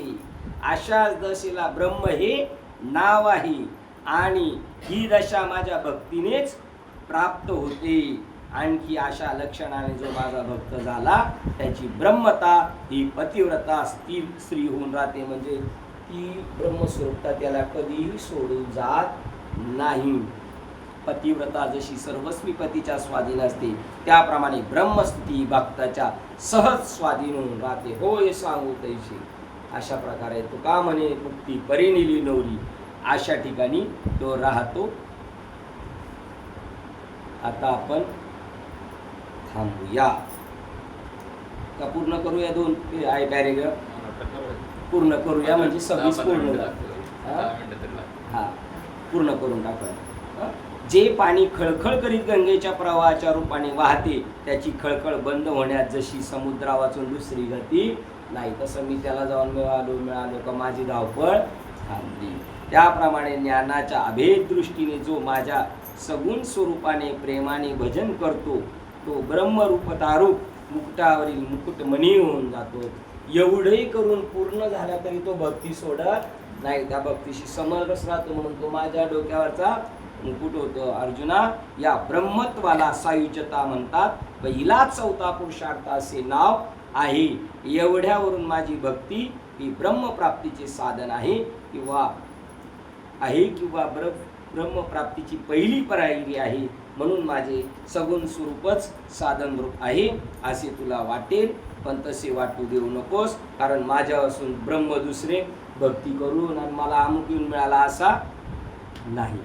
आपण थांबूया, बस चालेल, थांबूया. झालेली सेवा आपल्याला सर्वांना एक आत्मानंद मिळावा म्हणून आपण दुपारच्या टायमिंगचा वापर केला. संध्याकाळी 7 ते 9 संकष्टीला आपले विश्वनाथ महाराज यांचं कीर्तन आहे, त्यालाही सर्वांनी उपस्थित राहावं. झालेली सेवा हृदयस्थ सद्गुरू सच्चिदानंद श्रीपाद बाबा रामदास बाबा अधिष्ठान ज्ञानेश्वरी, तसेच आपले कनसे बाबा कनसेताई यांच्या योगामुळे मोठ्या महात्म्यांचा इथं सहवास झाला आणि त्यांच्याबरोबर आपले पण काठीण गोंगडं घेऊन आपण चालवली झालेली सेवा तुम्हा सर्वज्ञांच्या चरणावर सेवा समर्पित करून सेवेला आपण इथे पूर्ण विराम देऊया. श्री ज्ञानदेव तुकाराम पंढरीनाथ भगवान की जय. माऊली ज्ञानेश्वर महाराज, जगद्गुरु संत तुकाराम महाराज, शांती ब्रह्म एकनाथ महाराज, सच्चिदानंद श्रीपाद बाबा की जय. सच्चिदानंद रामदास बाबा की जय. अवधूत चिंतनम श्री गुरुदेव दत्त गोपाल कृष्ण भगवान. बोलो रे भाई सब संतन की जय. गणपती बाप्पा. आता विश्वास मुखे देवे येणे भाग्यज्ञ तोषावे तोषोनी मज द्यावे पसाय दाने. जे कांची व्यंकटी सांडो दया सत्कर्मी रती वाढो. होता परस्परे जडो मैत्र जीवांचे दुरितांचे तिमिर जाओ. विश्व सधर्म सूर्य पाव. जो जे वांछिल तो ते लाभो प्राणी जात. वर्षत सकळ मंगळी ईश्वर निष्ठांची मांदियाळी. अमरावत मंडळी भेटत दया होता. चला कल्पतरूचे आरव चेतना चिंतामणीचे गाव. बोलते जे कर्णव पियुषांचे चंद्रमेचे अवांछन मार्तंडचे कापही. हे सर्वाई सदा सज्जन सोयरे होतु. किंबहुना सर्व सुखी पूर्ण होनी गिरिलोकी. भजे जो आदि पुरुषी अखंडित आणि ग्रंथोपजीवे विशेष लोकी. दृष्टादृष्ट विजय हो आवेजी. एक म्हणे श्री विश्वेश्वरा हो होईल दान पसावो. येणेवरे ज्ञान देव सुखिया झाला. येणेवरे ज्ञान देव सुखिया झाला. येणेवरे